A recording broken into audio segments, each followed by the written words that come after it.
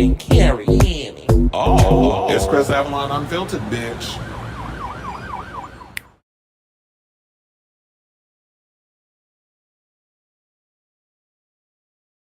Well, hello, everybody. Welcome, welcome, welcome. And happy Friday. It's your boy, Chris Avalon, and welcome to a brand new episode, live stream, of Chris Avalon Unfiltered, a show where we basically talk about all things celebrity news and gossip. So anything that's going on in the world of entertainment, celebrity news, any gossip, anything that's going on with movies, music, celebrity messiness, all that good stuff, we talk about it on this here show. We even talk about LGBT stuff because that's what we do. So before we get started, can you do me a solid and hit that like button, that subscribe button, and the notification button so that way you guys know when we go live with a brand new episode of Chris Avalon Unfiltered. And it's not a lot going on today, but because of this whole breaking news regarding Jennifer Lopez, you know I had to go live with this show. But I found some shit to talk about. And so it's going to be, we got a couple of movie news stuff. We got some stuff about Furiosa, Masters of the Universe. Chris Hemsworth is in talks to star in the new Transformers G.I. Joe crossover movie. I got thoughts on that. Plus, DJ Akademiks is telling Diddy to come out as gay or trans in order to get out of the situation he's in. I'm tired of fat, ugly people over trying to assert themselves and shit when you got your own house to get clean with some things. And we're going to talk about Akademiks in case you think we forgot about your ass and what you've been up to. Plus, oh my gosh, I went and I put it in the wrong place. We got some news on, what's that, situation? Bill Skarsgård and the whole Pennywise. He's coming back as Pennywise in the It prequel series, Welcome to Derry. That's going to be on, HBO Max. So we're going to talk about that and stuff. Plus, we got some Diddy news. Voletta Wallace, aka Biggie Small's mother, says she want to slap the daylights out of Sean Diddy Combs. We're gonna talk about it. Plus, my Young Miami. I thought I did this story yesterday, but then I watched the playback and realized I didn't do the story, so I got it on here today. So Young Miami said that she lied about getting peed on. Because remember when P Diddy was PEE, P Diddy was trending. So she said that she made the whole damn thing up. Plus, yes, we're going to talk about the big story of the day. Jennifer Lopez canceled the This Is Me Live summer tour. Caroline Manzo, I just saw this story literally a few minutes before I went live, so I had to add this real quick. Caroline Manzo is graphically detailing what the situation that happened on the Ultimate Girls trip with Brandy Glanville, that sort of thing. Plus, we have a rumor of who may be replacing Katy Perry on American Idol. I have some thoughts. Ice-T is throwing shade at Lenny Kravitz because Lenny Kravitz came out and said that he's been celibate for 9 years. And Marlon Wayans is opening up about his trans son. So those are the topics that we have. But if there's anything y'all want to throw into the into the situation, you could definitely throw it up in there. We can make it because we do all the time. We just converse about different things, and if you want my opinion on stuff, feel free to throw it in the chat because it is a live show. And let me hit my banner because I didn't realize that the other day I did not hit it when I was doing the show. So nobody told me, Chris, put your banner on, because sometimes I forget. Or sometimes I'll be having my chicken with his head cut off type situation. Why? So this is one of the things I do. Ooh, nope, I don't want to put that yet. One of the things that irritates me when I do podcasting and stuff is that when you try to put things in certain places, it doesn't go where you need it to go. So you be playing around with the graphics. But anyway, I got it. We good.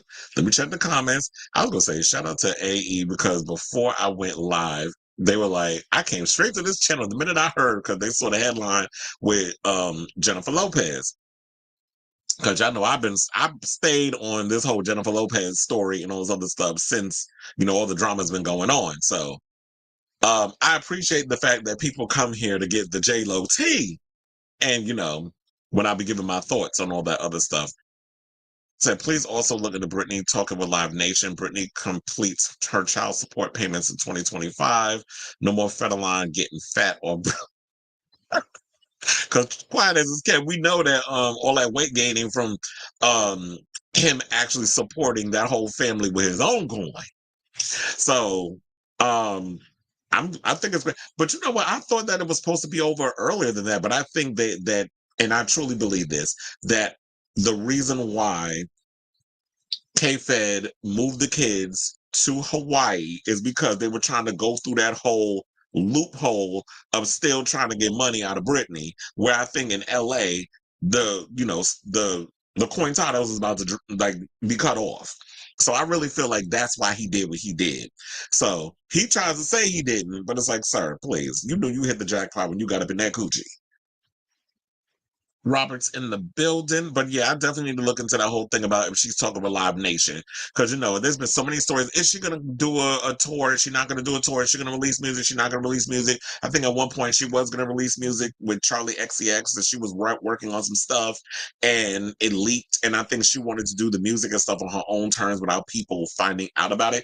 But sis, you cannot control things getting out or how people report things. If you're going to release music, release music. Like, who cares what you know, pundits or whatever think. If you feel comfortable enough to release music or to do a tour or a residency or whatever, at least now it's on your terms. You can't fall on this whole excuse of, well, I was in the conservatorship and I was forced to have to tour. And so it's like, you don't have that anymore. Like, so if you want to come out and perform, do it. But I'm tired of the whole is she or isn't she conversation.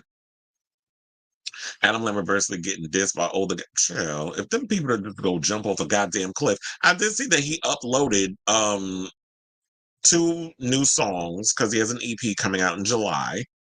And he's getting a little more aggressive and hedonistic and full on sexual with his music. And I feel like, you know what? It's about time the gays come out and really express themselves. I see a lot of people kind of thumbing their nose up. I said, well, child, I guess y'all not going to the Troye Sivan concert, which I have a feeling he might take that same concert that he's doing overseas and bring that over into America and incorporate that with his the sweat tour with Charlie XCX. So I feel like, look, older gays, y'all need to calm the fuck down. And I do not think queer is a slur. I use the word queer. I always looked at it as like out of the ordinary, unique. But I did have a friend, I remember years ago when I started using queer because of the original meaning of it, meaning out of the ordinary, unique and stuff. And gays are out of the ordinary and we are unique. I don't know why. And I think the people that have a problem with it are those that want to be accepted by society. I don't give a fuck if society accepts me. I'm going to live my life and I'm going to do what I want on my own terms, regardless of what people say. Earlier today, I was walking through the hood in like short shorts. I'm not going to let, it's like, I see the boys looking, but I'm not going to sit up in here like, not be myself and have to assimilate or change who I am because uptight people are worried about what other people think. And I feel like gay people are more judgmental than straight people are about stuff. Y'all be the main ones that just be thumbing y'all nose up or trying to hate on something. And it's like, let the gays express themselves.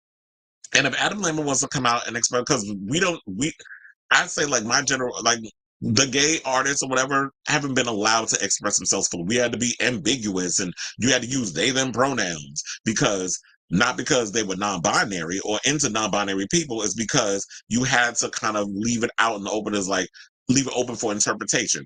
If Adam Lambert wants to sing and use he, him pronouns because that's what he's been fucking in real life, then I think he should do that. And I feel like artists should be allowed to express themselves in that way. Why can't we as queer people have music for us, by us? FUBU. So why can't we have that? So I'm here for it. And I do like the songs because look, for the longest I've been saying I need my gays to really give me some good, nasty, sexy house music or dance music, whatever. I'm tired of this watered down, corny RuPaul's Drag Race, drag queen pop music. It's like ill. I want some real shit. Something to twerk to. Or you want to throw that ass in a circle, depending. Look, Pride is tomorrow, Pride Month. Well, I know a couple of prides have already started. Queen's Pride in New York is this weekend. I know there's one of the organizations that I used to work for, ACQC. I know they're doing like a pre-Pride thing tonight. Unfortunately, I can't go because I'm gonna have to be up at 5 a.m. So I was like, I'm not gonna hang out. I'm gonna behave myself. I'm gonna be an adult. So, wait, I don't think, yeah, so I don't understand this whole thing about older gays thinking that queer is a slur or that gay sex is a stereotype. No, it's like we fuck. Hello. I know y'all want people to walk around thinking that gays gotta be like something out of Will and Grace, that we gotta be eunuchs, that we're not sexual. I mean, hello, the reason why sexual isn't homosexual is because we have sex. We don't do it all day, every day, because, we have lives and we work and we do things. But that is a part of who we are. And if people have a problem, especially the gays, who have a problem with the fact that you don't want people knowing that y'all fuck, then I don't know. Figure out what the hell y'all need to do. I was going to say something inappropriate, but I was like, let me not do this on camera because I was going to tell somebody to jump off the disc. I don't know if she can handle a tour either. Cause child, I saw that video of her when she was at the spa in Vegas, and I'm like, why is she so loud? Number one, the when she was talking, and then number two, she was doing this weird voice. It's like, what is wrong with her? Brittany is so goddamn weird. But the issue that I find irritating is that people act like you can't say anything about her. It's like if she's putting this shit on social media, it's open for public consumption. It is no longer private. Because if it was private, she shouldn't have put it up there. When the minute you put something on social media, you leave yourself open for scrutiny and criticism. That's just the way the world works. And if people have a problem with it because their fave is being criticized, I don't care. I'm gonna criticize regardless. So I wonder if she's not issuing music to be petty at Federline and wait. You know what? That would be a smart thing to do, in my opinion. It's like, what? I'm gonna wait until this shit is up with having to pay that fat fuck money and them ungrateful ass bastard ass children of mine. And then once everything is situated, I'm like, okay, y'all grown. Y'all need to figure out how you going to support yourselves. Because don't look to me. You ain't want nothing to do with me when, you were under the guys of your father taking care of you and my child support was supporting your asses. But now that the well is run dry, do not come over here and all of a sudden you want to be, hey, mommy, I want a relationship. No, you don't. You want a relationship with my bank account. You do not want a relationship with me as your mother. And I get it. Brittany does have mental health issues, and I know it's probably not easy when you're a kid having to deal with a mother who's out there, mentally out there where the buses don't run. But don't come and smooth up to me because, you need my cointadas. As you should. And Cleveland Legends is in the building. Wilton Manor Stonewall Fest was a couple of weeks. Shout out to all the white men out there in Wilton Manors. I got a couple of friends out there in Wilton Manors. My friend Brian Maselli, who used to live in New York, he used to do like a lot of parties at the Cock. That's how we became friends, actually.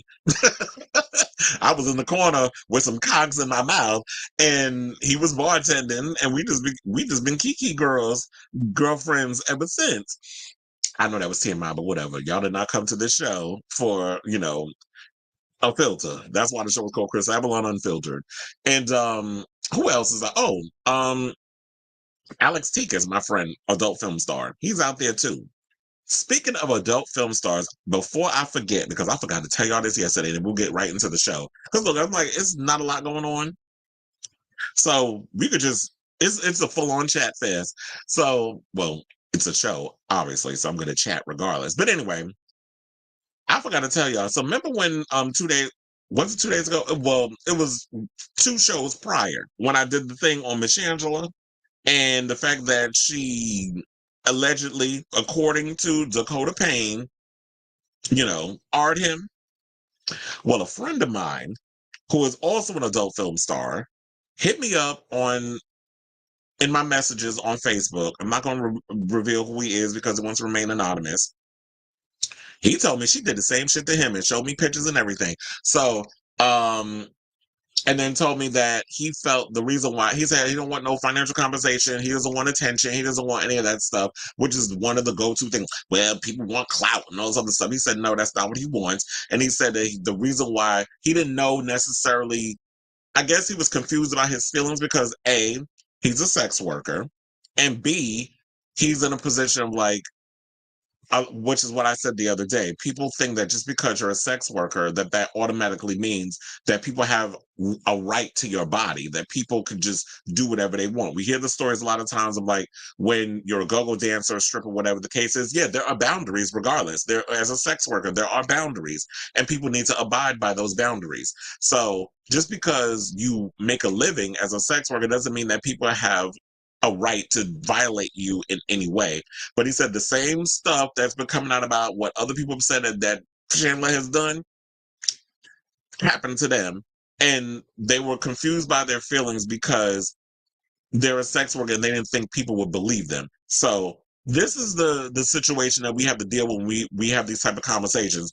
And I just do not understand these organizations because, with all these accusations and people coming out saying that Shangela did these things to them, and to protect myself, I'm gonna say allegedly, but I believe every last word of it, allegedly.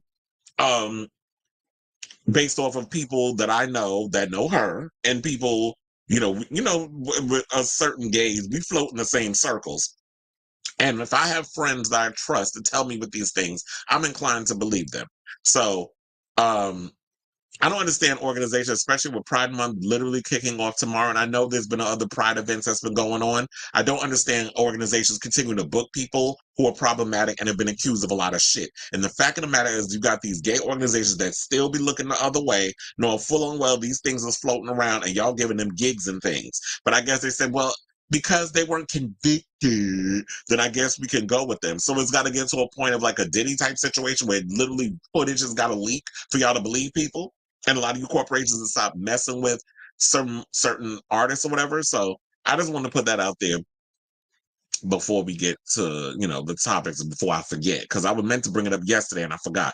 So it's like Cleveland says she needs some medication, maybe a different type of conservatorship with less restrictions. I just feel like she needs somebody to make sure that she's taking her medicine, that she's doing all the things she needs to do to make sure that she's mentally on the right path. Do I think she needs to be on a conservatorship? I don't think she needs to be, because number one, she's an adult. Number two, there's a lot of people out here running around with mental health issues that are, I guess, fine, that they're not running around with conservatorships. So I don't think just because Britney's a celebrity she needs to be one, but I do feel like that there needs to be something put in place to make sure she's on the right track, because she is not around the right people. And they showed the other day she was at a spa with her brother. So it's like, I don't know who you could trust in these type of situations. I would hope that she would, but I just feel like people just go so caught up in the celebrity that, can you really trust these people? I don't know. So anyway, let's get to our first topic. And let's talk about Miss Furiosa, who and I talked about this the other day. I said, you know what? There's been this story. I remember hearing it because I watched a lot of interviews leading up to, the release of Furiosa, that George Miller said that he wanted to release another film called Wasteland that was gonna have Mad Max come back, Max Rokatansky come back. I don't know if they were gonna have Tom Hardy come in, or if they said it was gonna be another damn prequel. I'm like, here we go. I think the prequels was hurting the film, number one. So they brought him. I don't know if they were going to ask Tom Hardy, whatever, to come back, but they said it was going to be a prequel or whatever that was going to be before the whole Furiosa type situation, or before he encountered Furiosa in Fury Road. So it was going to be him going through the wasteland and encountering these different situations or whatever. But I'm like, isn't that kind of the plot of the whole movie? So apparently that's been put on the back burner because Furiosa flopped at the box office.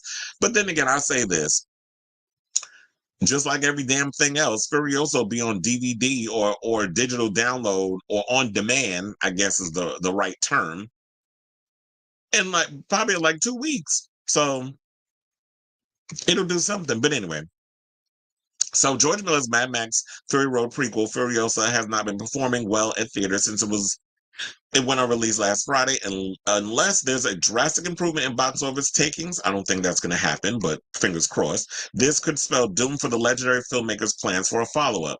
And he's in his 70s, so I don't even know how long the universe has got him to be on this earth for him to make this movie.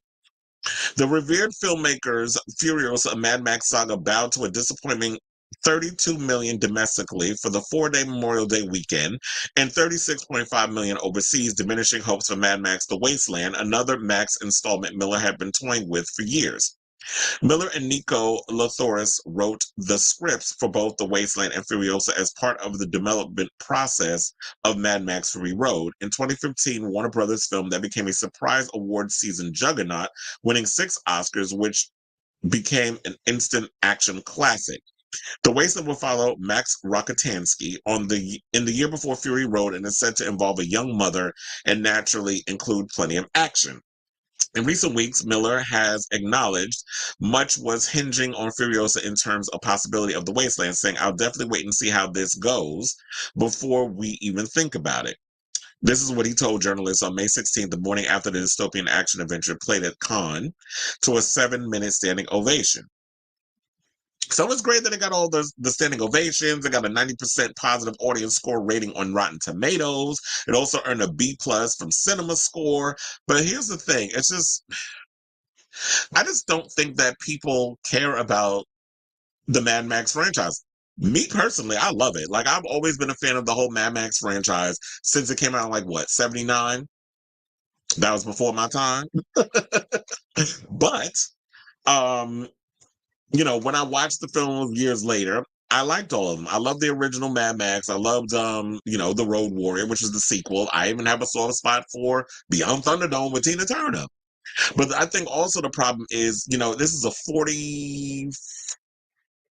Well, so, I mean, it came out in 79. Look, I ain't gonna try to do all that damn math. That's like what, 45 years ago? Yeah, it's about 45 years ago. We'll go with that. Me doing the math off the top of my head. So a 45-year-old franchise, y'all, it's too many gaps between when you release, sequels. We're already in a time where everybody's in a bit of uneasiness with what's going on in the world, and we're trying to get the world back in shape, especially after it was effed up by the orange fat bastard who I'm hoping goes to jail on all 35 accounts, but I doubt it because the way this country plays for rich white men in a lot of situations, even though I don't even think Trump is rich, but whatever. But he's got a lot of people in his corner that he put in place that'll probably slither his way out because, he's Teflon Don, apparently. So with everything going on in the world, and everybody's in a place of unrest and stress, and plus with the movies being the way they are, first of all, tickets is too damn expensive. I feel like the theaters have pretty much shot themselves in the foot with the way things are going on now. So it's like theaters are, like I said, tickets are too expensive, concessions is too expensive. I know that the theaters are hurting right now because there's not a lot of movies that's coming out this year, especially because of the pandemic and the writer's strike and all the other stuff and the actor strike. Movies have been pushed to 2025.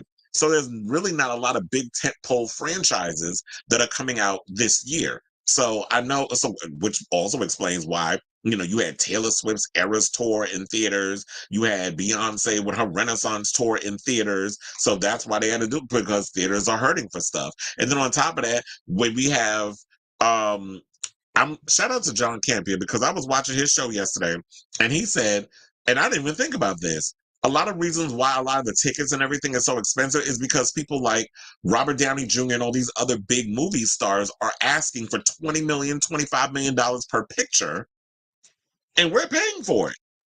Us out of our pockets. That's why they're raising the prices for concessions and all this stuff, because these actors that want to make so much freaking money off these little films that they're doing, these big tentpole films, we're having to pay for that at the end of the day. So, and there's other things that are going in. People, first of all, the movie theater experience isn't what it used to be anymore. I feel like that the screens aren't really like, I've heard, well, used to working at AMC, the bulbs don't be bulbing the way they need to, so the screens don't be looking like they need to be looking. The audio isn't always up to par anymore, and the way that sound systems and TVs are being designed these days, people are creating their own home theaters in their house. So you can, I guess, like, I love the theater and I love that whole experience, but I just feel like the theater experience has been ruined. And also, you got people that want to talk through the film, people want to take off their shoes, put their feet up on the chair. Then there's situations sometimes people be acting so damn stupid, it's like you want to get in the fisticuffs with people, and it's like, I ain't got time to be out here fighting people or whatever the case is. So it's like, I feel like the theater experience has been ruined. People are just, and also I feel like theaters are training people to just stay home, because they're like, well, because what was it? Fall Guy, I kid you not, was already on digital or on demand less than 20 days after being in theaters. So when you do that, you're basically letting someone like me know, well, I don't have to see the movie because I could just wait a couple of weeks and it'll be out on digital download on via Prime Video or whatever. And the cost of me and like a date, or maybe me a date and my kid. Well, me like a husband and wife, or a couple and their kids. The amount of money that it would cost for that, I could just pay $25 to rent it at home, and we could all just sit around and watch it. I can go to Costco. We can get some snacks, or maybe the local deli. With me, I would go to Costco because it's like I could buy a whole bunch of bulk of shit, and we just have like a whole spread, sit in our reclining, in the recliners, couches, whatever you want to call it, and luxuriate. Turn the audio up. We got our full surround sound. We got the big flat screen, 75-inch. Cause my roommate, he had like in the living room, we had like I think it was like 70-inch TV. That shit was huge. And then my other roommate, Devin, had the speaker. So he would just plug the speaker into the TV, and we just had that full surround sound experience and luxuriate that way on the reclining couch with our snacks, enjoying the movie. So that just seems to be the way it is now. Like, I love the movie experience, but until the theaters and shit get what they need to get going, I feel like y'all gonna keep being on the decline. Now, I do want to like there's certain, and then also I'm being real selective with the movies I want to see. Like, what was the last movie I saw? Oh, Furiosa. That was the last movie I saw. The next one I want to see is Deadpool and Wolverine. So I'm being real selective with the movies I want to see. I do want to see that. Oh my God, the movie just slipped my brain. The new horror movie that came out about where it's from the POV of the killer, which they said is like similar to Friday the 13th. And we're basically watching him, like when he's going through the woods as he's like hacking people up and stuff. I want to see that movie, but I can't find no theater that's actually showing it. And I'm not traveling above and beyond to try to see that film. So I'm like, fuck it. I'll just wait until they come on Shudder. I can wait. I'm very patient when it comes to certain films. So I say all that's the same. Hollywood, get it together. I really want to see The Wasteland, but to me, it's Mad Max. I feel like it's just like Blade Runner, and I love Blade Runner, and I'm looking forward to Blade Runner 2099 with Michelle Yeoh, who I just heard is about to be. She's in it, and they're about to start filming next month. Yeah, next month, at the end of next month or whatever. So I'm really excited about that. But it's got a cult following. It's a niche market, and I guess the only way you can probably get Wasteland made is that there's got to be serious cuts. Like, you're gonna have to figure out how you can make that film on a small budget, and I'm sure it can be done, but you're gonna have to figure out something. Because I definitely want to see that Wasteland movie, but I feel like it's just like it's like I said, it's a niche market. So let me know what you guys think about this coming down below. Are you a Furiosa fan? Are you into wanting to see The Wasteland? Do they need to bring Tom Hardy back? Ciao. I'm like, do they need to bring back? Well, they can't bring back Mel Gibson. He'd be too old. And if it's a prequel of sorts, they need a young person. And Mel Gibson been canceled, so I don't think they can fuck with him. But I mean, although I have seen him in some straight to streaming movies. Let me know in the comments down below. Okay, so we have comments. So let me close some of that. Um,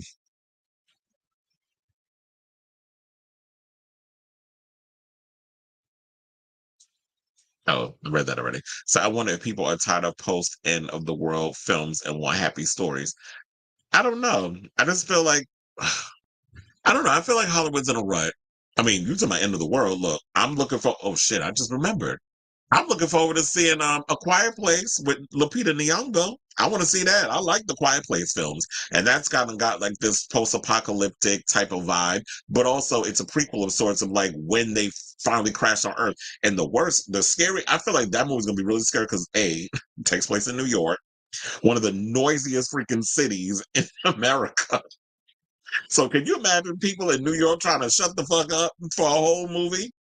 Especially as loud as New York City is, that's scary within itself. So, I don't know. I like post-apocalyptic movies. Look, first of all, I went to the movies to see Civil War, and that movie was freaking depressing. But it was good though. And that's also available on Apple. What is it? Not Apple. I mean, it might be. That's also available on Prime Video. Like, you can buy it, rent it, all of the stuff. That was a good movie. I hope Kirsten Dunst gets nominated for an Oscar. I hope that film gets nominated for an Oscar. First of all, that movie's got, you know, Oscar written all over. They love that type of stuff. Chris Hemsworth doesn't have the box office magic outside Thor or Avengers. Same with Anya.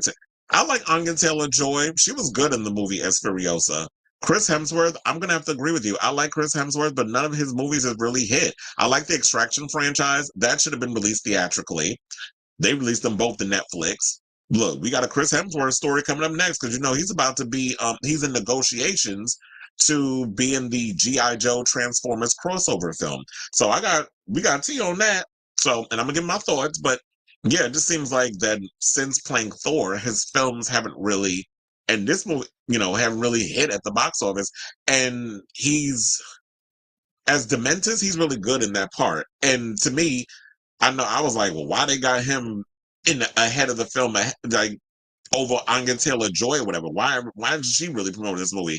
And I'm gonna be honest, she does not really appear. Anya Taylor-Joy's Furiosa does not appear in the movie until about 45 minutes into the film. Chris Hemsworth is throughout the whole movie, which now I understand why they pretty much had him out in the forefront.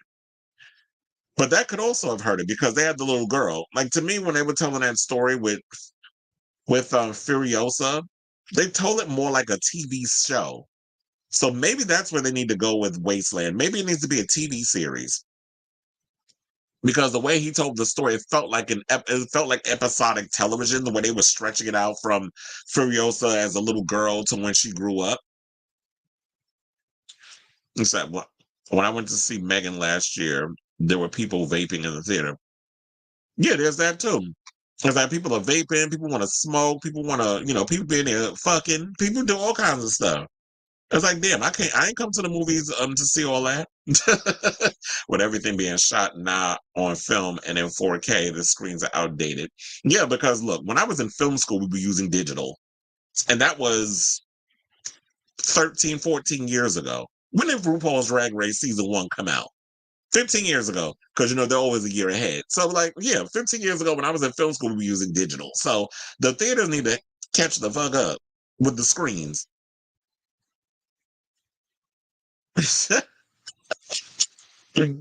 I'm gonna be honest. I agree. I did not particularly care. Look, I thought Jayla was fine in it. There were certain parts of the movie that I was entertained, but I'm gonna agree. Atlas was not a good movie.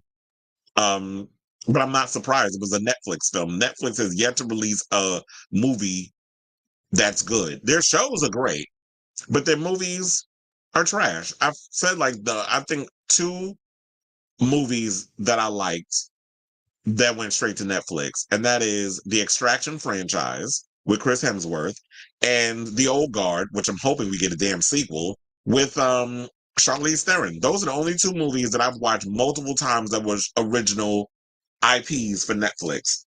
All their other films have usually just been trash. Well, yeah, her acting was bad in that film because it was just like her trying to be emotional and crying and stuff, and it just wasn't convincing. I'm like, girl, if you really wanted to cry and show emotion, like you've been in some pain, just think back to your past relationships that didn't work. Which would be all of them, including the current one. You should have used that. But then I guess back when she shot Atlas, her and Ben was in a good place. So maybe if she was about to film Atlas next, she could have used that pain from that fucked up, that fledgling marriage to kind of bring, that whole thing. But I also feel like her emotions in that film were her being. Nobody wanted to watch a 2-hour movie of the lead being annoying or just sad or depressed or just I hate robots or whatever. Like it gave, what it reminded me of? I Robot with Will Smith. It gave me kind of that with how she was trying to approach that character. And don't get me wrong, I like parts of I Robot, but Will Smith kind of playing up that part, he irritated me too. So speaking of which, I saw the whole family was at the premiere for Bad Boys for Life. That's another damn movie I want to see. I think that comes out next week. I keep forgetting there's a lot of movies coming out. But it was like the last hit film I saw. Really? Too soon. Look,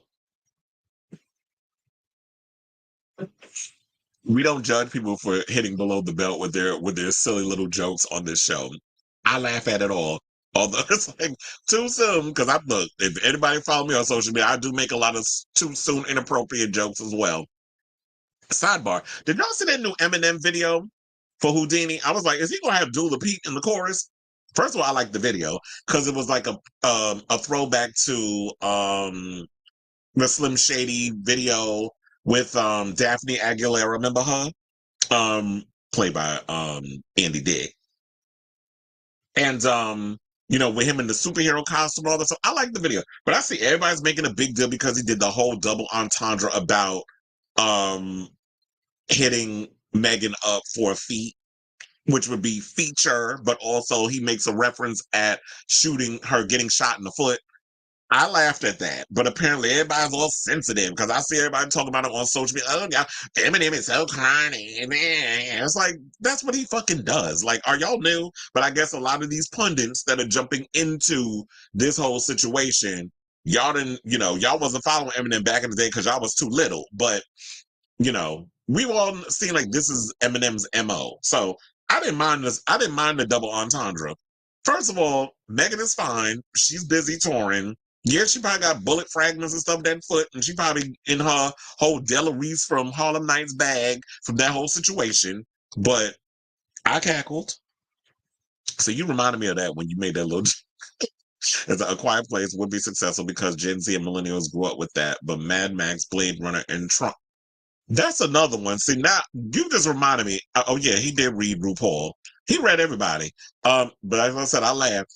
Speaking of which, Safira Cristal also dropped a new song today. I love you, Safira, but I ain't like the song. It was given very much Broadway. I like my pop music, but it was cute. I love the choreography. I love the dancing. A for effort, but I just don't like the song. I told him my cup of tea is more like Rush by Troye Sivan or them two new singles from Adam Lambert. But you just reminded me because there is a new Tron movie coming out called Tron Ares, and it's got oh my god, who's in it? Jared Leto and a couple of other people. The one that played Jeffrey Dahmer is also in it, the actor who was in American Horror Story and Pose and other stuff. So yeah, some of the costumes and stuff I saw, it looks really good, but I am a little worried that Tron is probably going to flop as well because I remember when I was in film school when Tron, not the original Tron, damn, that would make me really old. um, I don't even think I was born when the original Tron came out. Tron Legacy. I was in film school and one of my classmates actually got tickets at AMC before I started working there to go to the Tron screening, whatever the case was. And she invited me and I went and I enjoyed the visuals. I loved, first of all, what happened to Garrett Hedlund? The last time I seen him was in that show with, damn, I can't remember the name of the new Sylvester Stallone show that's on Paramount Plus. He's on that show. And also he knocked up, speaking of which, because we was talking about American Horror Story, he knocked up Emma Roberts. So they got a kid together. I don't know if they're still together, but But I like the visuals. The story was a little weak. I did not like the CGI of oh my god. Damn, what was the actor's name? Clue. The actor, the guy that played Clue. And he played the guy that created the grid and all that other stuff. But Garrett Hedlund, I liked him, and he's not going to be in the new one. And I like the visuals, and I love the soundtrack because I see, Felix, you mentioned the soundtrack. Daft Punk did the soundtrack. They made a cameo, so that's what I loved about it. And I liked Cora, the character. And then I guess with this new one, they're gonna have something where like the people from that world, the grid, get out into the real world, which they implied in the last movie. But to get to the point, Tron Legacy was a flop at the box office, so I don't know why they taking a risk with it. Why are y'all making this movie? It didn't do well. So I guess they're hoping it's going to do well this time, but I don't know.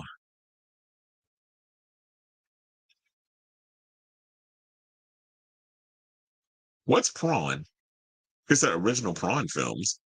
What are you talking about, porn? I said, what's Prawn?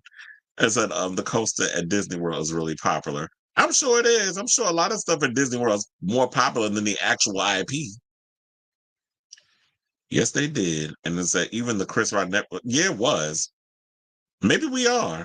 Because I have to agree. I remember I watched this Chris Rock special. I'm sitting there watching. I'm like, This is not funny. And I literally even I don't think I fast forwarded. I think I really stuck it out and I sat and watched the whole damn thing. And I'm like, I'm not laughing.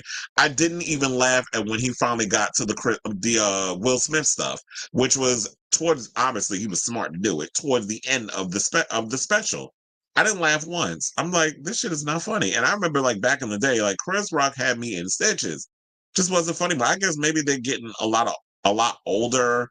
When they get a little older, they lose the funny. They get a little cranky.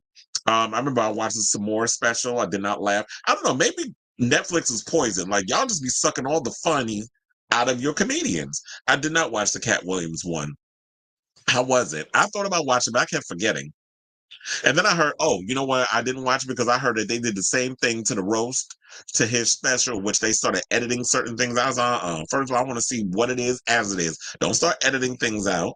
Y'all don't be editing shit out that James Chappelle say. So why are you editing out what other people say? But anyway, so let's move on. Let's talk about Masters of the Universe. And we finally got our He-Man. Now, I remember once upon a time when they were talking about developing this, that Noah Centineo, who, you know, was in Black Adam and a couple of other projects, he was originally attached to play He-Man. But apparently, I didn't even know they got rid of him and he was fired or whatever. And now they have Nicholas Galitzine, I hope I said his name right, is now been scheduled, well, selected, not scheduled. Well, he is scheduled because he's got to follow a schedule to show up and be number one on the call sheet. So apparently he's been selected to play He-Man in the long-delayed Masters of the Universe film at Amazon MGM. Now, Nicholas Galitzine, for those of you who don't know who he starred in this film that's also on Amazon called Red, White, and Royal Blue. It's a gay film. So if y'all have not seen that, definitely check that film out because it was actually cute. And I hear that they're coming out with a sequel. But anyway, so shout out to Variety for the story. So it says Nicholas Galitzine may need to call his hairdresser. All they're going to do is throw a wig on his ass and call it a day. The brunette idea of you actor. He also was in the film with Anne Hathaway where he was like the younger guy in the older, you know, in a relationship dating an older woman. So the actor has been cast as He-Man, the blonde barbarian who inspired the popular Mattel toy in the upcoming film adaptation Masters of the Universe. Bumblebee director Travis Knight is directing the movie for Amazon MGM Studios and Mattel. By the power of Grayskull, the long-delayed film will be released in theaters on June 5th, 2026. Now, Masters of the Universe has endured a particularly torturous 2-decade-plus journey to the big screen. Good journey. If y'all seen the original movie, that's what it reminded me of. Shout out to Courtney Cox. She was in the original film. The project was set up at Warner Brothers and Sony before moving to Netflix, which axed the film in 2023 over budget concerns. Now I'm shocked by that because first of all, Netflix gagging over a budget, really? Because y'all be throwing money at some of the shittiest fucking films, but y'all had y'all cutoff point with Masters of the Universe. Okay, but we know, I guess, with MGM, they got a lot of coin over there apparently. Well, it's Amazon. And the way we be spending, well, I'll say the way I be spending at Amazon, I'm sure they got enough money to throw at this film. So countless directors including Kung Fu Panda filmmaker John Stevenson, Wicked Helmer, John M. Chu, Charlie's Angels filmmaker McG, and the Lost City duo Aaron and Adam Nee have cycled through the movie since 2007. West Side Story actor Kyle Allen was at one point attached to play He-Man. It's unclear when those talks fell apart. Same thing with Noah Centineo. I don't even know when those talks fell apart. They said Chris Butler is writing the screenplay after David Callum and Nee Brothers took an initial crack at the script based on the 1982 action figure. Plot details are being kept under wraps. According to prior synopsis of the studio, Masters of the Universe follows Prince Adam, aka He-Man, who crashes to Earth in a spaceship as a child. It is Superman. Hello? Is it Prince Adam or Kal-El we doing? Anyway. And it said, and decades later returns to his home planet to defend it from evil forces of the baddie known as Skeletor. But in order to defeat the powerful villain, he needs to uncover the mysteries of his past to become He-Man, referred to in the world as the most powerful man in the universe. Well, you want to know something? I actually like that plot line. So it's basically going to be Superman in reverse. So he crash lands on Earth And I guess he's living the life of a human or whatever the case is. And then I guess there's a call for him to return to Eternia. I actually like that because here's the thing. As a fan of the original Masters of the Universe movie with Dolph Lundgren, yes, if you watch it, it's a little dated. It doesn't hold up as much anymore, but I love that freaking film. First of all, when I was a little kid, I did want to be He-Man, but I also wanted to be Evil Lynn. Shout out to Meg Foster and those eyes. I love me some Evil Lynn in that damn movie. And I don't know who the fuck is what the fuck is a grill door. I don't even. That's not even a creature that exists in the real world. Where was Orko? But hopefully y'all have Orko in this new one. I need my Tila. I need my Man at Arms. I need all of those characters in this film. Can we also get She-Ra? I know she's like a whole nother situation, but I would like to see my girl She-Ra, Princess of Power. So yes, I was a He-Man fanatic. I had all the toys. I had the Castle Grayskull whole setup. Like I'm literally traveling back into my childhood as I'm in my brain talking about this. It's like I had the Castle Grayskull. I had all the toys. I had Skeletor. I had He-Man. I had all the action figures, and I just loved He-Man. So I'm really excited for this film. I'm looking forward to like whatever it is they're gonna bring to it. But I do like the idea of them going more or less back to Eternia. And me, I'm really hoping that they do with this whole situation is that they kind of give more of a Lord of the Rings meets a Dungeons and Dragons type of vibe. And I'm talking about Dungeons and Dragons, meaning like the one that they did with Chris Pine and Michelle Rodriguez. I actually thought that was a pretty good movie, but it bombed at the box office. And I just heard that they were planning on doing a Dungeons and Dragons TV series, but it fell apart. And now they're shopping it around to other conglomerates, whatever. I want a sequel to that Dungeons and Dragons. I actually thought that movie was pretty good, but a lot of people just didn't go see it. There's so many good movies that come out and just get overlooked, but I wanted to go see some fucking Garfield, right? But anyway, I'm not judging, but I'm judging. So I say all this to say, I like Nicholas Galazine. He's very good looking. Now, I don't know how they're planning on doing this. Like, okay, so we're gonna do something where it's just like, okay, so your Prince Adam, but how you gonna get that body though? Because it's like I need him to look like Chris Hemsworth as Thor. Like, if we're gonna kind of have that whole type of vibe with him, where it's just like, okay, so you know what? If Chris Hemsworth never played Thor, he would have been the perfect damn He-Man. Because he has the physicality for it. He has the body for it. And they could just throw a wig on him. But they can't do that because they'll compare him to that iconic character that he's already played. So I'm actually looking forward to seeing what they're going to do with that. But I definitely want to see like this whole vibe of a more approach, meaning like, Lord of the Rings, that whole type of vibe. Because I love Lord of the Rings, which I heard they're actually going to be releasing all three films, the extended versions, in theaters this year for their, what is it, 25th anniversary or something or another. I think that's when it came. That is when it came out, like in the 2000s or whatever, right? Or maybe in the 1990. I don't remember, but I know it's like 20 something anniversary they got coming out with that. I saw that trailer when I went to go see Furiosa. So, and they have dates for when all three of them are actually going to be in theater. So I'm making tickets to see that because it's been a while since I've seen that. So, I say all this to say, what do you guys think of this story? Are you guys excited for He-Man? Were you a He-Man fan growing up? Are you excited to see what they're going to do with this film? Do you think that Nicholas Galazine is the perfect choice to play this character? I mean, he's pretty young.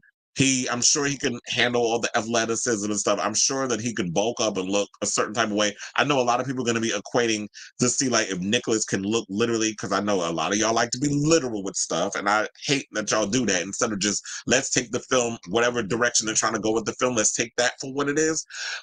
I'm looking. I don't know if he's going to be able to get his body to look like Chris Hemsworth, or even like you remember how Zac Efron got ripped at one point. Like I don't know if he could pull that off. Speaking of which, I would have loved to have seen Zac Efron take on that part, but he's probably too damn short. But anyway, everybody looks 6 feet on TV. On the big screen. But anyway, so you're excited for Masters of the Universe? Let me know in the comments down below. Okay, now speaking of comments, let's get to some of those.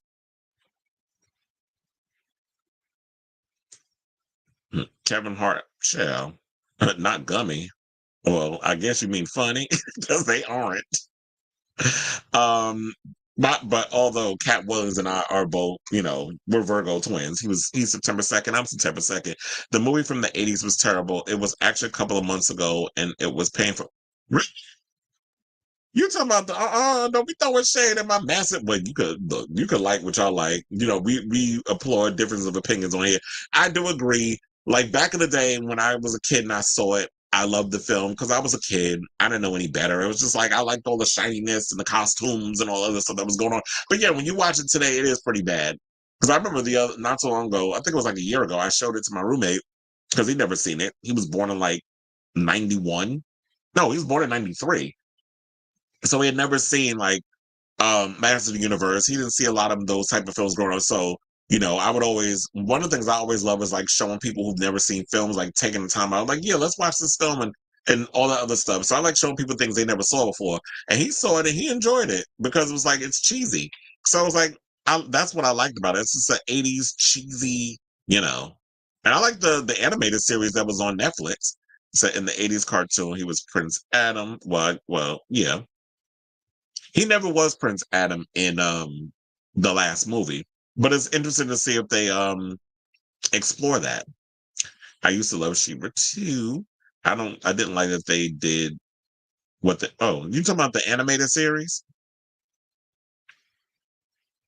Can you imagine Kylie Minogue actually playing She-Ra? And so I just got the Ticketmaster email of my event being what event? Where was you going? Elaborate. You talking about an email of your event being canceled? What? Did you buy a ticket to the J Lo concert and you ain't tell me? No, I did not see. I did not see Iron Claw. I want to see it. But I have to actually take the time, and I know it's all on the streaming services. I haven't. It's on HBO. I also think it's on Hulu. I've been scrolling and seeing it. I've been seeing it. I need to take the time to watch it. I'm gonna try to see if I can watch it. Well, I can't watch it this month because tomorrow is June. So I'm gonna try to get around to watching it soon. But yeah, Zac Efron always gets like really huge for a lot of those type of roles, and I heard it was really good because a friend of mine went to see it. So Noah worked out extensively and got fired. Word is he was why Netflix canceled it. He asked for an additional $50 million to pay him back for work. What? You out of your mind, sir? First of all, not you, but Noah, because I'm like, I don't feel like you even have a leg up to even be trying to ask for that kind of money. Especially when you haven't proven yourself to be a box office draw. It's like once if the movie did really well, then you can start asking for all that kind of coin. It's like I watched Return to Oz about a year ago. What with Furiosa Ball when she was little? It was good. I watched it a couple of weeks ago. Are you talking about Iron Claw? Oh yeah, Iron Claw. You saw? Yeah. I definitely want to check that out. But I was gonna watch it the other day, but then I saw the runtime and I was like, I don't know if I got damn near over 2 hours to watch this movie. So I was like, I'll watch it later on. But anyway, so now speaking of Chris Hemsworth, let's talk about him. So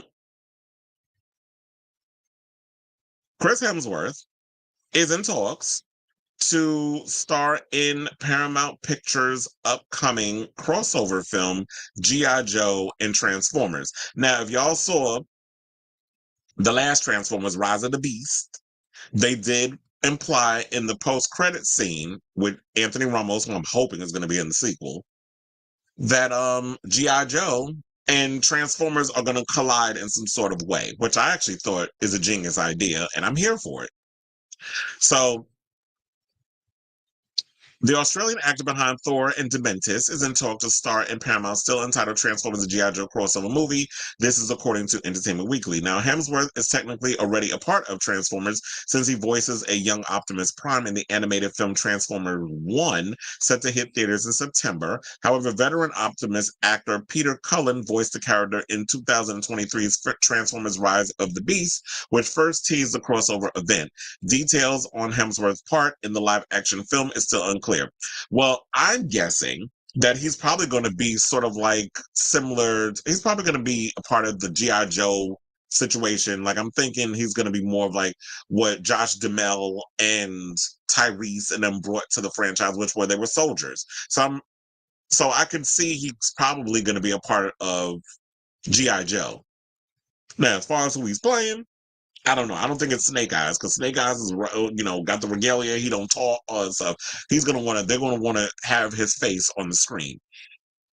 So, directed by Stephen Cable Jr., Transformers: Rise of the Beast saw the Autobots going with the Maximals to stop the world-devouring Unicron, played by Coleman Domingo, from destroying Earth in the 90s. Anthony Ramos starred as the tech-savvy ex-soldier Noah Diaz, opposite Dominique Fishback as museum intern Elena Wallace, which I'm sure that if they're brought back, and I'm hoping they are because I love me some, I love me some Anthony Ramos. Y'all did hint at him, and you can still bring him in there because he's about to be in Twisters. He's been in a bunch of other things, and you have him alongside Chris Hemsworth. There's a little bit of familiarity there because we were already become acquainted with Anthony Ramos's character in the last film. Shout out to Lauren Velez too from New York Undercover who played his mother. Now, Dominique Fishback, I'm actually hoping that she comes back because, she was the museum intern. They can elevate her to a much bigger role in the next film, dealing with artifacts or something and that sort of thing. Now, the ending of Beast set up the arrival of the Joes, House of Cards, and the Penguin actor Michael Kelly appeared as Agent Burke, trying to recruit Noah to the team, saying, "We're introducing Joe's characters to the world that we're dealing with, or whatever our characters are going to go do." This is what franchise producer Lorenzo Di Bonaventura previously told EW, saying that we're also not through with the Maximals. So I imagine in the next movie we'll have Maximals, Autobots, and Joes. And I'm here for it because, if you can have all of that, plus we can get, you know, some really cool action sequences, a really good, strong script. Like, I like the last movie, but I don't think the last movie did all that well. But I feel like at this point, you kind of do need to combine them. Now, the thing with G.I. Joe franchise by itself has never really been able to elevate itself in a way to get people interested in it. The first G.I. Joe movie was okay.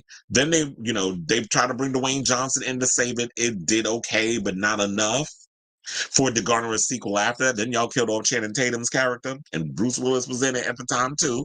So I didn't mind the G.I. Joe films, but I do think they got a little silly. And I feel like you can have like those silly one-liners and stuff, but you need to make um G.I. Joe funny in parts with the dialogue, whatever, but it's gotta have that really cool, serious action stuff up in there. So I'm excited to see what they bring to this. They bring the same tone and the same kind of energy and stuff that they did with the last Transformers movie and bring that into that and the G.I. Joe crossover.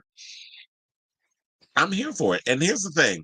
Look, who knows? This might actually it might break that streak with Chris Hemsworth because I always said like post Thor, he has not been able to really be that big box office draw and get people interested in whatever IP he has been a part of. A lot of the films that he's been a part of hasn't really done financially at the box office. So who knows? Maybe this time this is another kid franchise that he could be a part of. And we'll see what that is. Sidebar, I forgot to mention Chris Hemsworth's wife, Elsa Pataki, has a small part in Furiosa in the beginning of the film when she's helping Furiosa's mother, um, you know, fight off the kidnappers or whatever from kidnapping Furiosa. So she has a little small part. I recognize her face. I was like, is that Elsa? Because Elsa Pataki, I don't know if y'all know this, but she also was in the Fast and the Furious films where she played the cop who was a partner of what the hell's his name? Dwayne Johnson. And, she wound up getting knocked up when Letty was supposedly dead. And she had a kid with Dom Toretto, and her character was killed off at one point in one of the films where Jason Statham had to go rescue the kid, little Brian. So yeah, Elsa Pataki, shout out to her. And all that good stuff. But yeah, let me know what you guys think of this story down below. Are you guys excited for a Transformers G.I. Joe crossover? Are you excited to see someone of Chris Hemsworth's caliber being a part of this franchise? Let me know in the comments down below.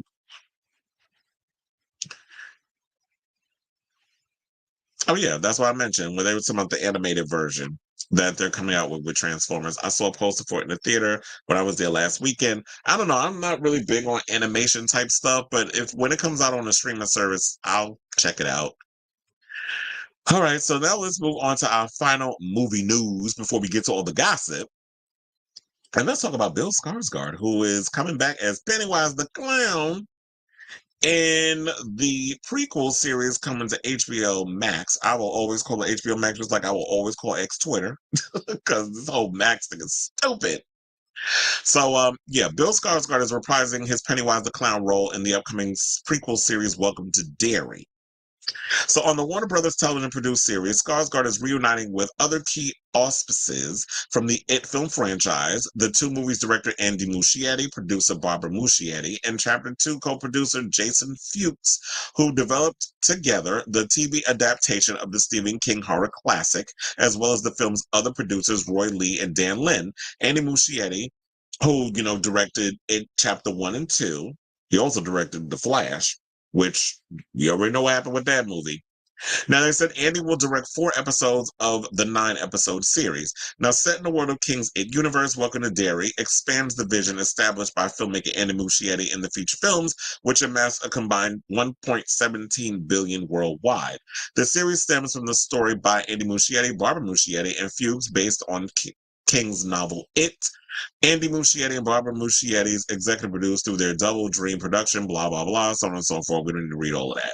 Now it says that Skarsgård joins previously cast Taylor Page, Jovan Adepo, Chris Chalk, and James Remar. I have no idea who any of those other people are except James Remar, because James Remar was in one of my all-time favorite 70 movies, The Warriors, and he was also on Sex and the City. So that's how I know James Remar. So I'm actually excited to see what they're going with that. I actually like Bill Skarsgård.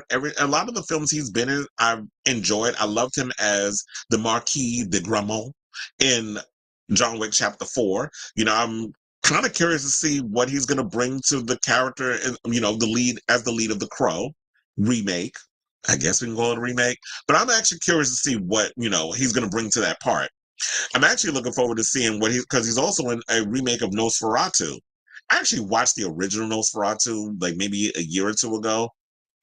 I get why it's so iconic, but oh my god, that movie was so boring. I guess because it was way before my time. And I actually want to see that other movie that he's in, where the big martial arts movie where Famke Janssen is the villain.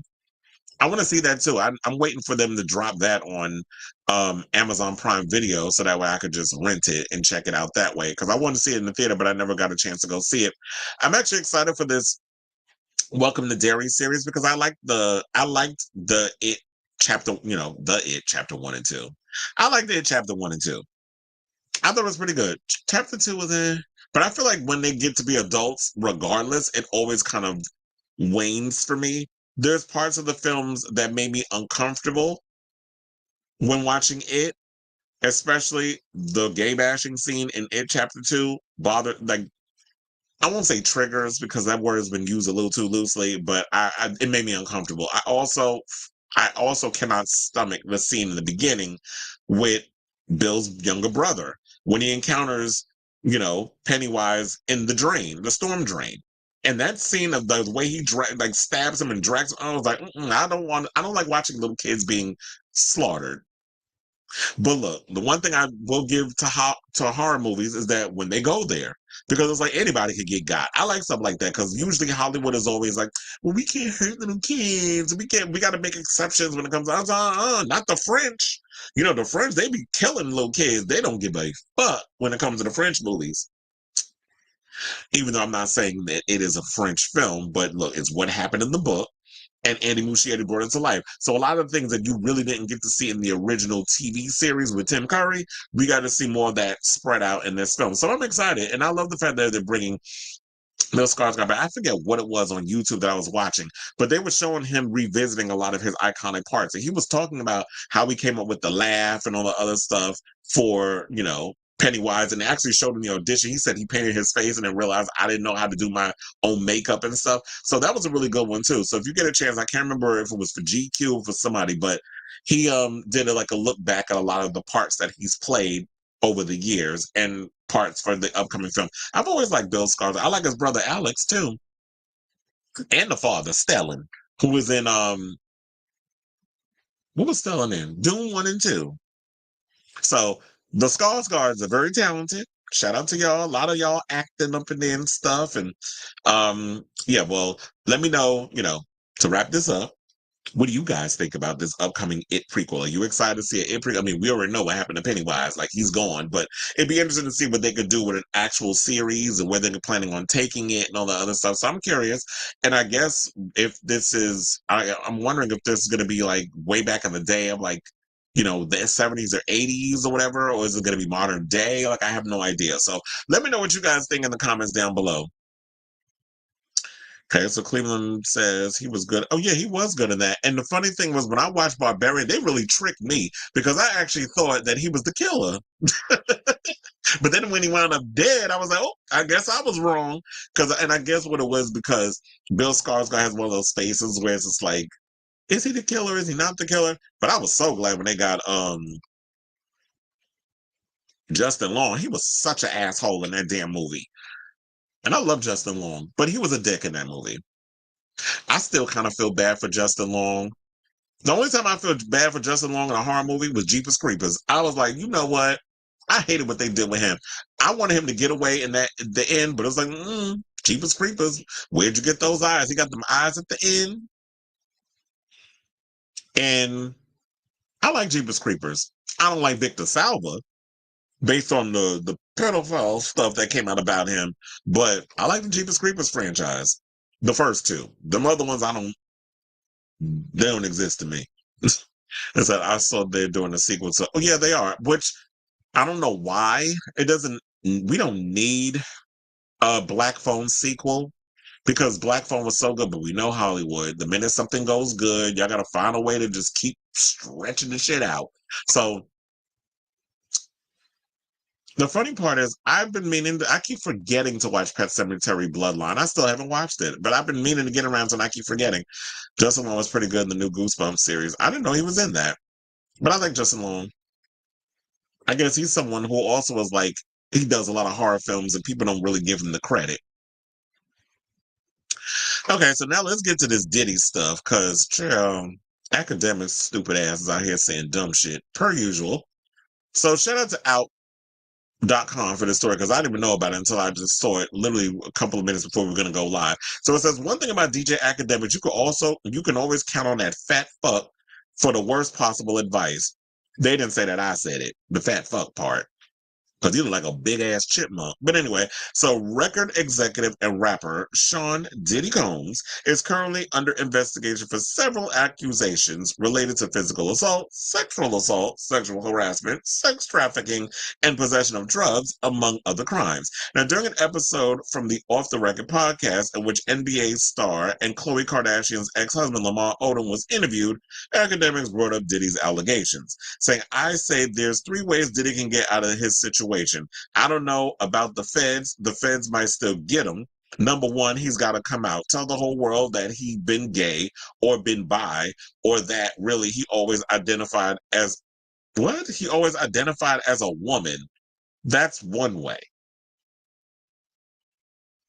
First of all, hold on. Let me show y'all this damn clip because this is what his stupid ass does say. I'm like, Queen, get off my line with this bullshit. Because I was like, oh, wait a minute. And that was the first time I looked at the article. So I was like, oh, wait a minute. We got a clip.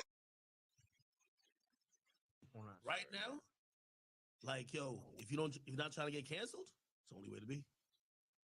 I think Diddy got to do that. What? I said there's 3 ways Diddy can get out of his situation publicly. I don't know about the feds. The feds might still get him. 1, he got to come out, tell the whole world that he been gay or been bi, or that really he always identified as a woman. That's one way. Second way is to say that he had mental health issues and, he's seeking really, therapy. Yeah, he's, he's been seeking therapy, this and third. The last way is to say he apologizes, but all his actions was because he was touched as a child. Yeah, only 3 ways. And okay, I gotta pause that because he just sounds so goddamn stupid. Number 1, Diddy already tried that. Diddy already tried coming out and apologizing and saying I've been in therapy and all other stuff. He did that. He did that when, right 2 days, was it? We'll go and say 48 hours. We'll just go with that. 48 hours after that footage of him beating Cassie ass in that hotel hallway, because it wasn't a lobby, it was a hallway. When he was sashaying and shantaing like a panther on a runway with nothing but a damn towel on them fucking socks on them dusty ass. I bet you he got crusty ass feet. That's probably why he had them socks on. Because he give me like he got black toenails and shit. But anyway, so when he was running down the hallway with the towel on and nothing else, trying to bring his property, because I'm sure that's the way he looked at her. He ain't looking at her as a human being. He was looking at her as his sex trafficking property. To bring her back in that damn room, kicking her, punching her, knocking her on the floor, dragging her a couple of feet to tell her to come back into the room. He tried that with the video. I hit rock bottom and I'm sorry. I really feel bad or whatever the case was. And everybody looked at it as like, you was not sincere in that whole video. We saw through the bullshit. Finally, he was able to find a way to slither his way out of that stuff. So I don't know how some fat simp with a Drake t-shirt on, which says a whole lot, is going to sit up in here and give advice about, oh, well, he need to come out of the class. No, I'm sorry. Do not try to come over here with us and try to equate that with, oh, the reason why I was doing all of that because I'm gay or because I'm trans. When have we ever heard any T or looked at Diddy as like transitioning to be a transsexual? So now this idiot, this little dick, you know, giving skid marks in the drawers, having motherfuckers going to sit up in here and say that this is what you need to do in order for the world to forgive you. No, that's not how that works. First of all, there's always been stories about Diddy being, how you doing? There's always been stories about him with that. And you don't equate. And that's what it feels like, because with him and the whole gay thing, or whatever the case is, or trans, whatever, you're trying to say, oh, well, that's some sort of mental disorder that forced you to react the way you react, or you was touched as a child, or whatever the case is, whatever foolishness he was up in there saying. And the worst part of this is, of course, he's going to say this around people who are not going to be able to have to push back or say things that would be like, that's some dumb shit that's coming out of your mouth. Now, what Akademiks saying is, and now we're going viral, and people saying all this other stuff. Now, whenever people come out, whatever, they're going to look at it as like, well, we're not going to believe you regardless. So I just think this whole thing is stupid. What he's saying is like, so being gay is going to be the way that you come out of stuff. If it didn't work for Kevin Spacey, what makes you think it was going to work for him? Because remember when Kevin Spacey had all them accusations come out about him? He was, all of a sudden, he decided with the sexual molestation allegation or sexual abuse allegations that he did to a couple of men, that was kept hush-hush, and then this big expose came out. And a couple of weeks ago, I believe, what was it? They wound up doing a whole docuseries on it, on Kevin Spacey, and people speaking out about him. I think it's on HBO Max.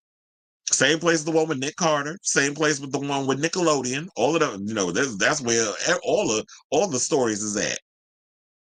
So Kevin Spacey, remember, after that whole thing, he tried that too. People gave him the side eye, like, oh no, sir. What you're not going to do is use this as the opportunity to come out of the closet and say this is why you are the way, because you was touched or whatever the case was, or some other type of shit came out. This is y'all MO. A lot of you toxic ass men, when y'all do these things, y'all like to run into that to use as an excuse. And you're not going to do that. You're not going to use the community to try to justify your actions. Now, do I think that Diddy might be bisexual? Like I said yesterday, I think he might have freakish tendencies. I mean, he has freak offs. I do believe he's a freak, or he might be bisexual. And I feel like because of the position that he was in, being a black man who is a mogul in the entertainment industry, you can't be out of the closet. You have to be undercover. You can do that. You got to be able to do that stuff behind closed doors, whatever the case is, because a lot of the corporations, knowing that you're gay or whatever, is not going to want to work with you.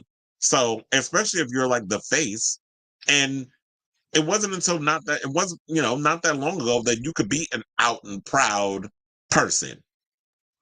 A lot of people are slowly but surely starting to come out of the closet, but you see a lot of people's careers get affected when they come out. Not so much anymore, but you do have those organizations that still follow that old school mentality where it's like they don't want to associate or work with queer artists or queer entrepreneur business people, whatever the case is. Unless it's Pride Month, because you'll see them all coming out as of tomorrow.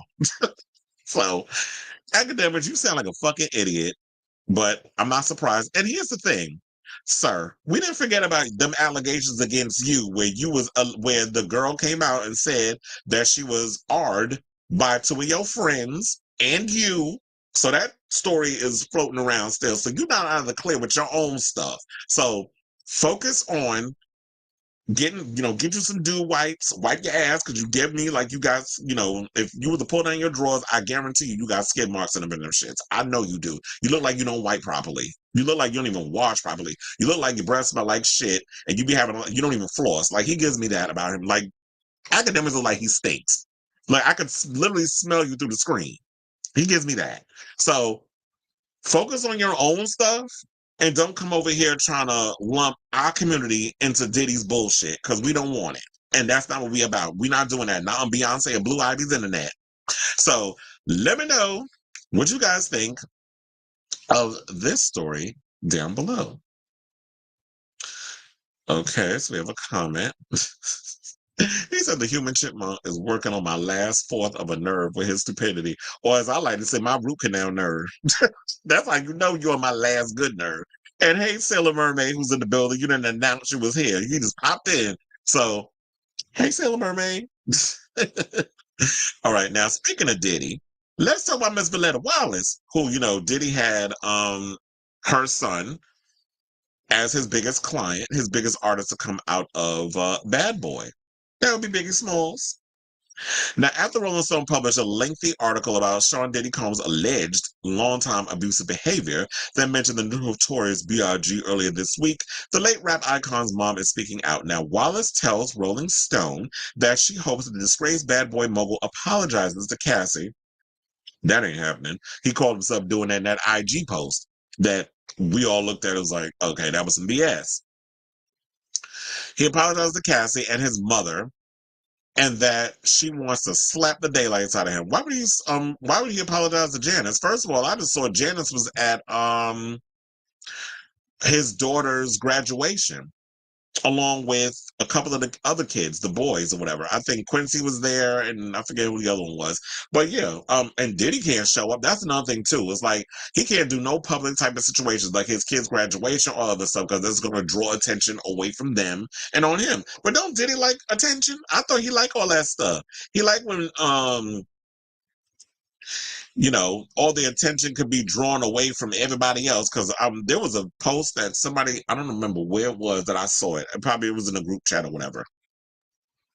But one of my friends sent me a picture of, what was it? I think he was like shortly after Biggie passed away, and they wanted to cover, I forget if it was Rolling Stone or one of the articles. And they were like, Diddy was like, oh no, he's dead. Like, put me on the cover. I wish I would have had that or thought about that or bringing it up, but I didn't. So it is what it is. But anyway, let's move on. It's been steady stream of hiring allegations against Combs since his former girlfriend Cassie filed her trafficking lawsuit against Bad Boy founder in November, detailing numerous instances of violent physical abuse, including a 2016 attack that was captured on hotel surveillance footage. Wallace said about the footage, she says, "I'm sick to my stomach." This is what she said about multiple allegations of violence and abuse against Combs. "I'm praying for Cassie. I'm praying for his mother. I don't want to believe the things that I've heard, but I've seen the hotel video. I pray that he apologizes to her. I hope that I see Sean one day, and the only thing I want to do is slap the daylights out of him. And you can quote me on that, because I liked him. I didn't want to believe all the awful things, but I'm also ashamed and embarrassed." And honey, when she found out that alleged tea, because a lot of people believe that Diddy may have had a hand in the death of her son, she really gonna want to slap him or do more than that. And shout out to all the Jamaican mamas out there, because Miss Voletta is Jamaican, and they don't be playing when it comes to the inciting the violence and stuff. They will pull up on a dude and knock him into next week.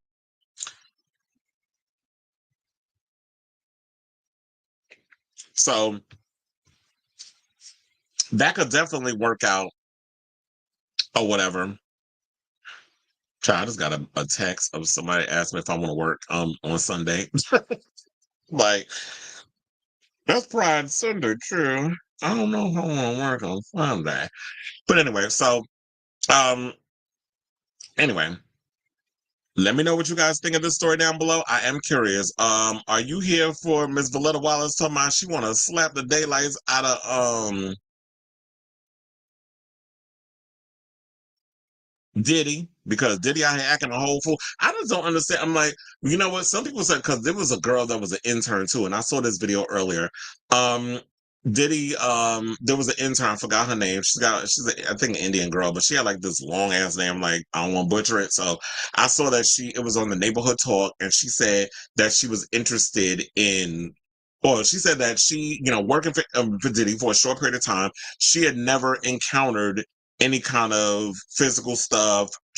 Cassie was with him at the time. She didn't see any of that stuff transpire. And people were dragging her on social media. And I'm like, first of all, why are you dragging this girl? That's her experience. She said she did not see any of that stuff go down. So why can't you take her word for not having to encounter being of seeing that? Because here's the thing. Y'all really think that people of Diddy's caliber just be going around just, flying off the handle, smacking people in front of, people that he works with?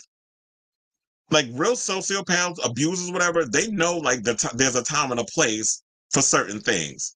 It's like, oh, if you come out your face in front of all these people, it's like, oh, I got your number later on. When we behind closed doors is when I'm going, knock you around or whatever the case is. Everybody knows the people that really see the stuff that goes on.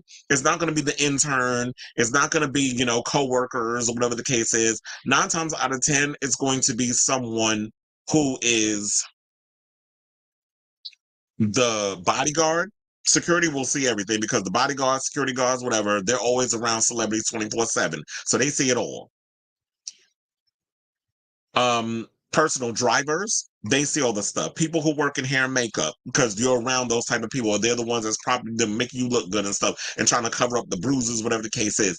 They are the ones who see it all. It's not always going to be an intern. It's not always going to be somebody that works in the office setting or whatever the case is. So if you're an abuser and you have ways about trying to hide certain things, you're going to be able to do it. So I don't understand why people be trying to act all brand new, like, oh, well, she just need to have several seats or whatever the case is. Like, that's her experience. But I'm here for the slapation of Diddy from Biggie's mother, and I truly believe that she would do it if she saw his ass. That's why he in hide right now. Is he in Florida? I think he might be out there. But anyway, it don't matter. I don't care personally. But let me know what you guys think of this story down below. Okay, so we have comments. That's funny. Oh yeah, you said it's a hey hey. I said he used to say Biggie was his best friend, but I wouldn't be surprised if he was involved. Yeah, I don't think Biggie was his best friend. I don't think Diddy has ever had best friends. I don't think Diddy is someone who even knows how to truly be a genuine person to anybody. I always feel like Diddy is out for Diddy. I think all he cares about is himself and whatever he's going to steamroll and go through people. Because here's the thing. One thing Diddy was good at, he's good at putting things together. He's good at being a producer, whatever, but he also wanted to be an artist. I feel like he was one of those first producer types that wanted to be like this big star, which is what we see a lot of today. When you would see Pharrell, who went from producing to wanting to be an artist, and so many other DJs and producers or whatever behind the scenes, how now they want to be the talent. So I feel like Diddy started that. Well, basically, me thinking far back as my generation, because producers, they stayed in the background. But then I feel like it wasn't until like Diddy came along, he was a mogul and stuff, that he wanted to come in and be an artist. And it's like, we know he couldn't rap. He didn't have no talent in that department, but like he said, he don't write rhymes, he writes checks. So he was able to write them checks and have people, and probably did them dirty, all them songwriters, and they wrote and probably didn't pay them when they needed to be paid in regards to all them songs. But yeah, I truly never believed like he really truly loved Biggie. And I just felt like I don't know. And even looking back on like when Biggie died and him, prancing around that damn stage to "I'll Be Missing You," which Sting's still getting a big cut from that damn sample, and him tap dancing around that damn stage like the coon he is. Um, I just felt like it's something just felt skeevy and insincere to me. So that's kind of what I got from it. And so, like, Missy was a producer, then started doing music. I wish she would do a new album. Me too. First of all, one of the things I really wish she would, I really wish that tour was coming to Madison Square Garden, but it's gonna be at the Barclays Center, and um, she's gonna be up there with Sierra and Busta Rhymes. So I already know that's gonna be a great tour. I wonder. Well, I would say the Jennifer Lopez thing for when we talk about it, because I was going to ask a question about the vacancy, and all that stuff. But that one's coming up soon. We got one more Diddy story, the one I forgot to do yesterday, which is, speaking of P-E-E, Diddy. Let's talk about young Miss Carisha, who apparently is trying to backpedal on the fact that she like getting peed on. So Sean Diddy Combs' ex-girlfriend, Young Miami, says she lied when she previously said she liked golden showers. Now, in an episode of her podcast, Carisha Please, last year, Young Miami admitted that she enjoyed water sports in the bedroom, which caused P.E.E. Diddy to trend because she was in a relationship with the Bad Boy Records founder at the time. However, she's since denied that it's something she engages in. So they said, wait, so you aren't our P Queen? Asked a fan, to which she, quote, tweet replied, absolutely not. In a follow-up tweet, she elaborated that she was joking, saying, I was playing an N-word, never ever peed on me, she wrote. I did that to promote my card game, and it did exactly what I needed to do. She also then said on January 2023 episode of Carisha Please, Miami played a game where she and her guest Trina would take a shot to answer a question. Take a shot if you like golden showers. Young Miami said, I do. When Trina asked if she liked it when a guy pees on you, she said, I don't know. It's just something to me. It just do something to me.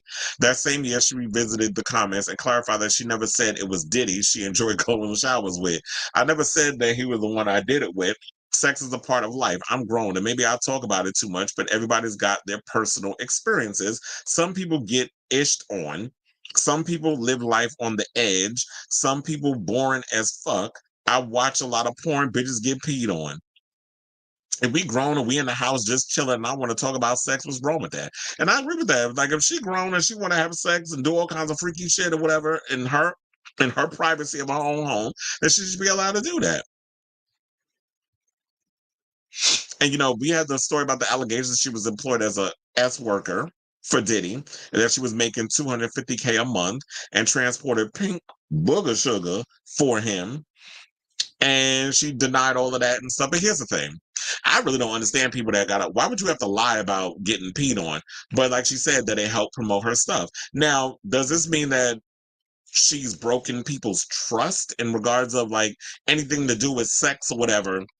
And she says, oh yeah, I'm into this, and this, and this happened.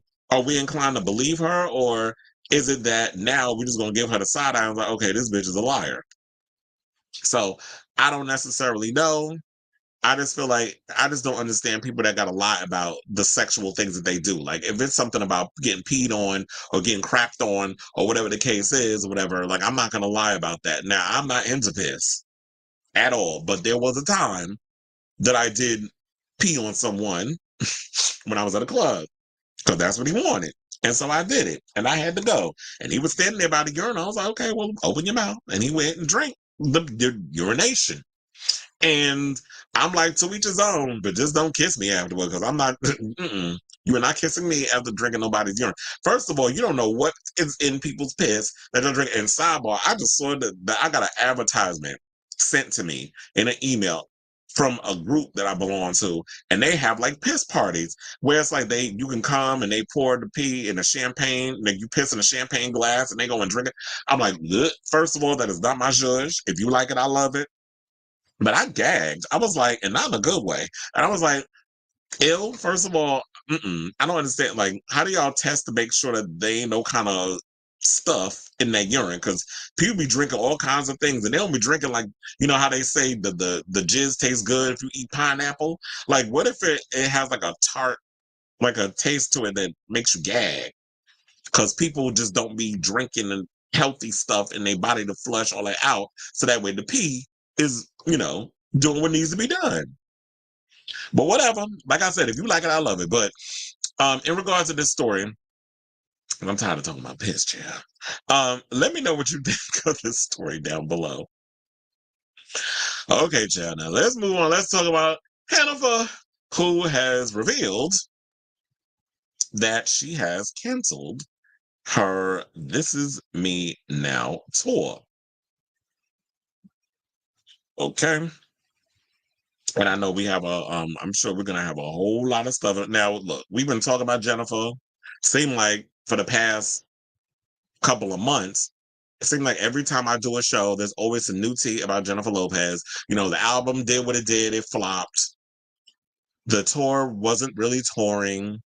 There seems to be trouble in paradise in regards of her marriage. You know, she's been dealing with a lot of stuff. But look, at least there was a silver line that came out of all of this. Atlas did pretty well on Netflix, according to them. They said it did well, #1 in, I guess, 67 countries. So people are watching it. I don't understand like the digital numbers and all the other stuff, but all that, what that all means. Because they could say one thing, oh yeah, it's #1, but by what standards? Because apparently y'all count in regards to like when we was talking about earlier, I forget who it was that said it, but they were like, oh, I was watching Atlas and I didn't like the film, but it was like I watched half of it or whatever and I had to turn it off.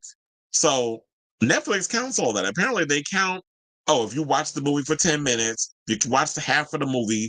Like a lot of times they even count, like, I guess to wrap it, to sum it all up, they count as soon as you turn it on and how many minutes that you put in there, they count that as part of you watching it, even if you didn't finish the movie, which I don't agree with that. I feel like if you didn't watch the whole thing, that's when it should count. Whatever. So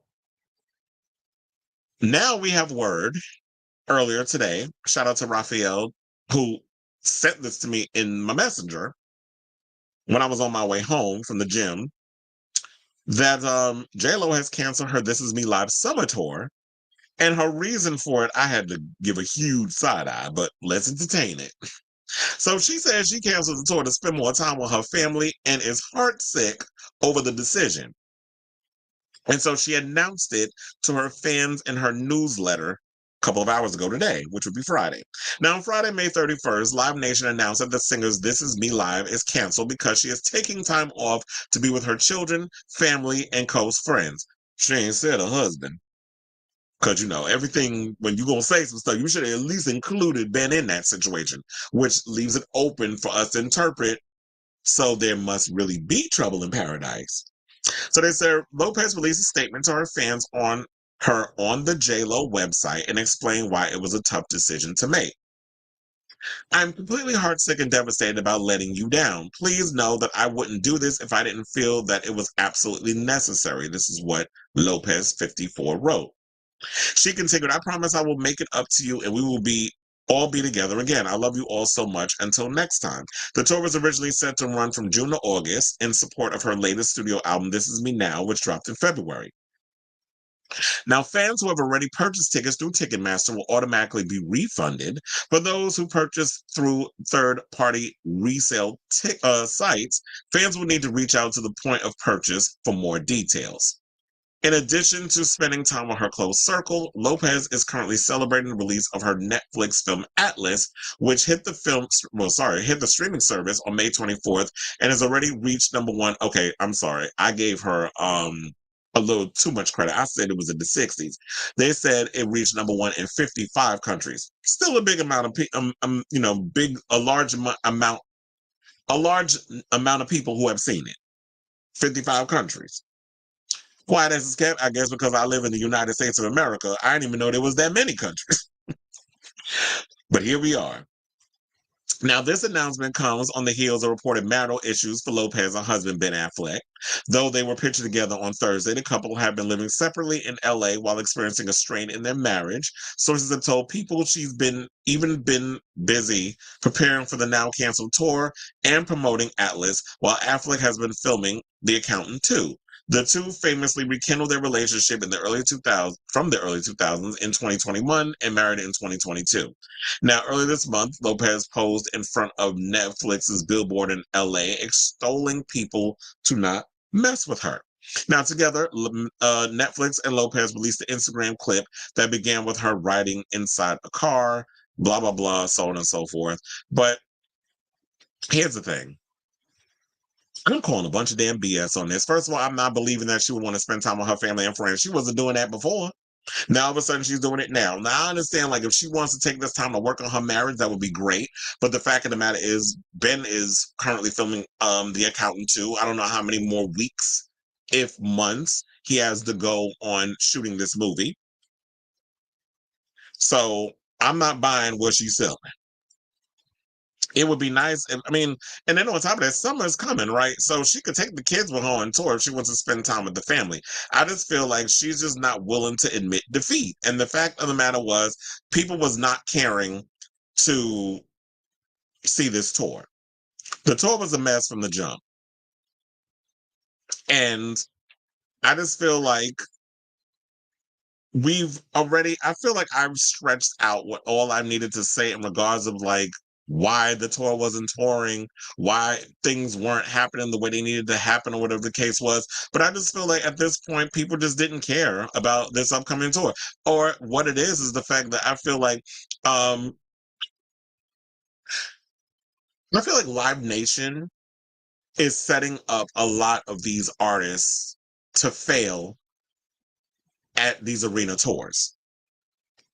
I like Jennifer Lopez as a performer. I feel like you cannot take that away from her. Yeah, she doesn't have the strongest voice, but the type of music she does is not required.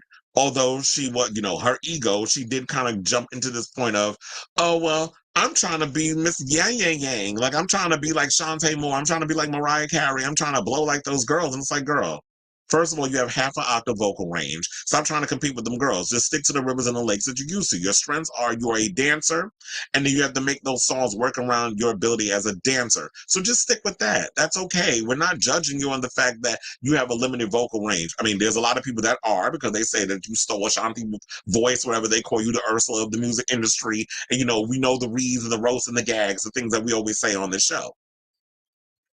So I get all of that, but it's like, yeah, people want to see you dancing. People want to see Let's Get Loud. People want to see you do Get Right. People want to see you do On the Floor. And I feel like with this new album, instead of doing a whole record about Ben, Dear Ben Part 2 and Part 1, nobody even cared for Part 1. Why would you give us a sequel?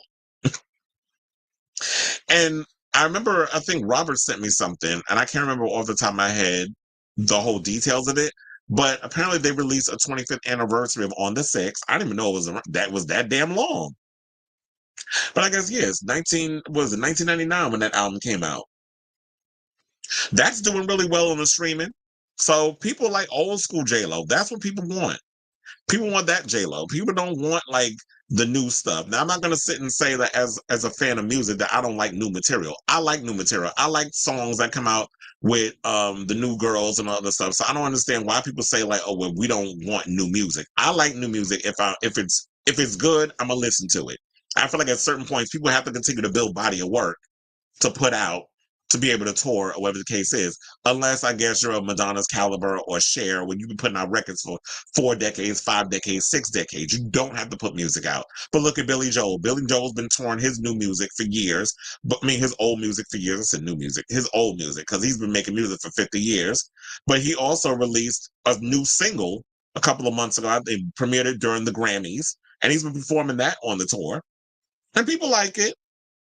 But people should be allowed to create what they want to create, but this music just wasn't hitting. And I do agree. Like, I feel like Live Nation, who I'm so glad they're being sued, because I don't like this whole monopoly thing that they've been doing. You're making it hard for artists to succeed in this day and age. And I feel like the same thing that they're doing with the movie industry is the same thing they're doing with the touring industry. They're doing these monopolies. They're price gouging people. People are like, the tickets are too damn high. I'll just watch it on YouTube, or like with the movies, I'll just wait until it comes out on streaming or whatever the case is, because tickets are too expensive. And what you're doing, instead of reducing prices or finding eventful ways to get people to come see these shows, you're price gouging the small group of people who still love going to see live entertainment. You're punishing people who still support movies and things of that nature. So I feel like that's what's happening right now. And the fact of the matter is, J-Lo is an amazing performer, but she's not arena material. She has not solidified herself in this music industry to be able to travel around the United States and abroad to sell out multiple dates of an arena tour. Jennifer Lopez did what need to be done in regards of a residency. I understand we talked about it the other day, the residency is in danger or whatever the case is. I feel like this is the perfect time for her to revisit that down the road. I do think like she is residency material. She could definitely do what needs to be done in Vegas. She is a Vegas girl at this point, I feel like.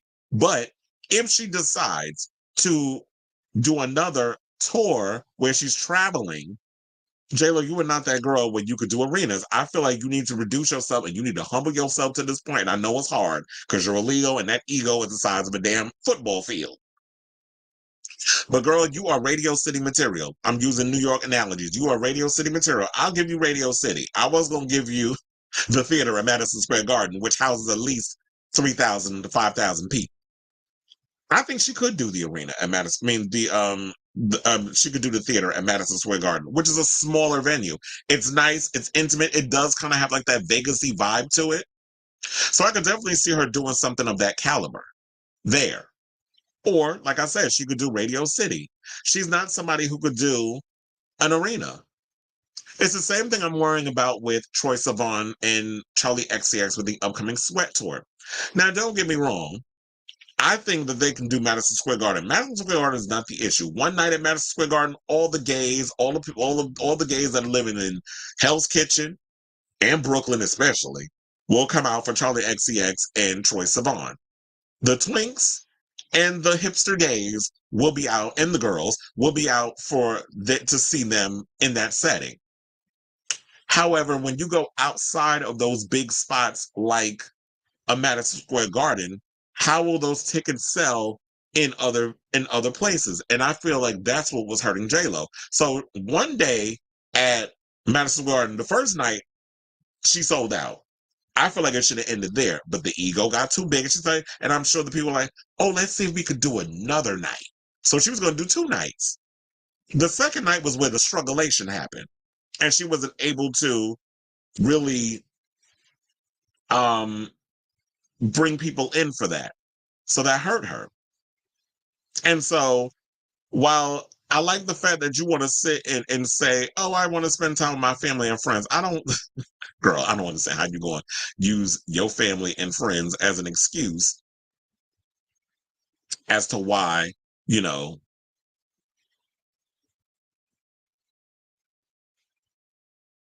what was I going to say? I almost lost my train of thought. It's like, I don't know why you want to use your family and friends as an excuse as to why it is that, you are canceling the tour. Just say it was because of low ticket sales. Or I guess maybe she doesn't need to say it. We already know that it's because of low ticket sales. And sidebar, there was another story that came out that I forgot to mention on the show, but I'm going to say I don't believe it. First of all, there was a story that came out from In Touch magazine where they said that Mariah, Madonna, and Lady Gaga are getting off on Jennifer Lopez's marriage pain and what's happening with her career right now. So according to In Touch, they said J-Lo is getting zero sympathy from her enemies in the entertainment business as the likes of Mariah Carey, Madonna, and Lady Gaga are feeling schadenfreude over the Atlas star's career and marriage woes, saying here's the thing.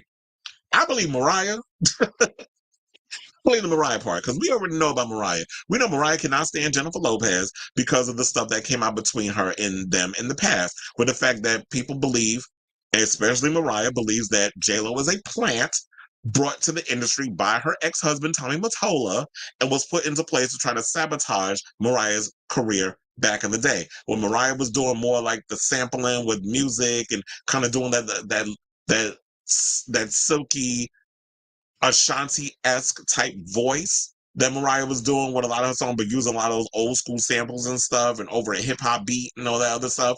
And when Mariah was doing that, Tommy Mottola had J-Lo work with Ja Rule and Irv Gotti on a couple of songs, and Ashanti talks about it where Irv Gotti was trying to take a lot of the songs that Ashanti wrote for herself to be for Jennifer Lopez. And I forget which song it was, but Ashanti said, oh no, at that point, she had to put her foot down over one of the songs that Irv was trying to get for J-Lo again. And there's been a lot of the stuff in the industry going on that people who are in the industry were taking songs from other people and using, because they knew how limited J-Lo's voice was. So they would use a lot of the backing track and the demo tracks and all the other stuff, the vocal and stuff on there to kind of mask over or layer a stack, if you want to call it that, the vocals of Jennifer Lopez. And they would leave whole choruses on it. That wasn't even J-Lo's voice. See, at least when Madonna did Like a Prayer, we knew her vocal limitations. When the gospel part came on, we knew that wasn't Madonna, and Madonna's never made any qualms that she would sit up there pretending that was her voice. She gave credit where it was due, which is why she never got sued for that. But J-Lo has always been haunted as being known as the Ursula of the industry. So yeah, I don't believe that one. But then I saw the picture of J-Lo taking a picture on the red carpet with Lady Gaga. But then I was like, why would Lady Gaga have beef with J-Lo? And then also, let's not forget this, because I don't know if y'all remember, but once upon a time, way back in the day, J-Lo did an interview. I think it was an article. She did an interview with Movie Line where she criticized a number of actors. This is back in '98. And she threw shade at Madonna. And she threw shade at, I guess, Lady Gaga. But anyway, here's what the quote. So it said, do I think she's a great actress? No, acting is what I do. So I'm harder on people when they say, oh, I can do that. I can act. I'm like, hey, don't spit on my craft, the Hustler star told the now defunct publication. Jennifer claimed that she was joking. No, she wasn't. She and Madonna are both Leos. She was not joking. Lady Gaga, they said, isn't a J-Lo fan either. She doesn't feel threatened by her, but things have always been catty between them, so she's enjoying her fall from grace. This is what the source said about the Oscar winner's feelings toward the on-the-floor singer. Well, I need examples. I'm like, what is it that, why there's been a little cattiness? Because we saw the picture that they took together at the Grammys, but then again, when it comes to Hollywood, you put on a united front, even if you don't like the bitch, in certain situations. But here's the thing. Now, Jennifer Lopez wasn't wrong when she said Madonna can't act. Yes, Madonna cannot act. I think we've come to that conclusion. Neither can Beyonce, but Beyonce, has stuck to the rivers and the lakes that she's used to, and that's music, and that's fine because as part of acting, that's a part of yourself that you have to relinquish control when you're an actor. But look, at least y'all got something. There's something in common. Madonna's a better singer than Jennifer Lopez, and Jennifer Lopez is a better actress than Madonna. So here we are. So in regards to that story, I don't buy it. I don't know. I need more details on the reason why Lady Gaga and Jennifer Lopez don't get along. I could see why Madonna doesn't get along with her because, J-Lo threw the shade. And then she tried to say she was joking. Bitch, no, you weren't. Stand on business. Like, if you said what you said, own it. And the whole thing with this whole tour, I really wasn't expecting her to cancel. I'm actually, shocked but not surprised because I'm like, yeah, she didn't.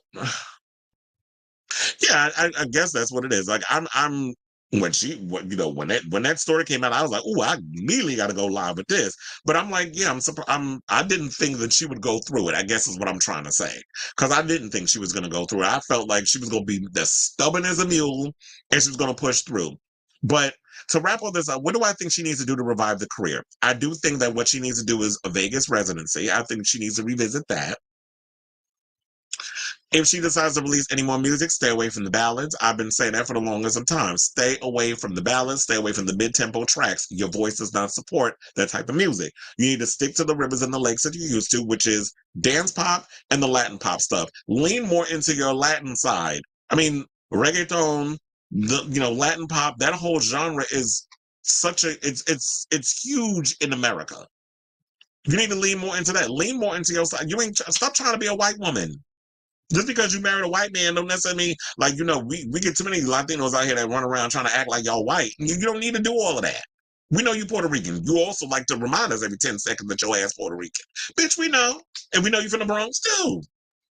You ain't visited Castle Hill in over a decade, but we know that you from the Bronx. So you don't need to keep reminding us. We don't need to keep reminding us you're from the block. whatever fucking block that is. You don't need to keep reminding us. But to revive the career, go back to doing the residency. If you decide to do a tour, do smaller venues. Humble yourself. At least when Kylie Minogue came here, she learned to do that. She did her arenas and stuff overseas. But when she came to America, she knew she was not going to set herself up for failure. So she did smaller venues. And the people came out in droves and it was successful. Sometimes we need to humble ourselves in this world of entertainment. But I just feel like I've said this so many times. Americans have these huge ego problems. You don't want to admit defeat, but I'd rather admit defeat and say, like, you know what? We miscalculated, which is what the Black Keys said when they tried to do the arena tour thing and they quietly canceled their thing because it wasn't selling. Sometimes you got to admit defeat, like, we miscalculated the situation. Our arena tours overseas did way better. We expected it to happen here, and it didn't. So at least when you do that, I'm with you. Instead of coming out with a lie, tomorrow I want to spend time with my family and friends. What makes you think Max and Emmy want to spend time with their mother? When you in your teenage years, the last thing teenagers want to do is be around their damn parents. I know when I was that age, I didn't want to be around my mother and father all the time. I wanted to be out with my friends having a good old time and being a teenager because they're 16. So I'll say this, I feel like I've exhausted this whole thing. I don't think I have any more to add to this story, but I am curious what you all have to say about this. Are you guys surprised that the This Is Me live summer tour has been canceled?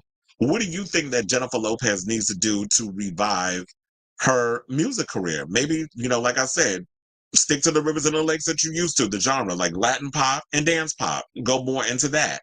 And, do smaller venues. It doesn't hurt, but I'd rather, look, as the GQ article said, because they did an article recently, Robert sent it to me in earlier this morning. I was reading it on the train. I would rather play to a smaller venue that's packed than a arena that is half full. So I would rather do that than be embarrassed with the latter. So let me know what you guys think of this story down below. And we got a lot of comments, so let me scroll on up.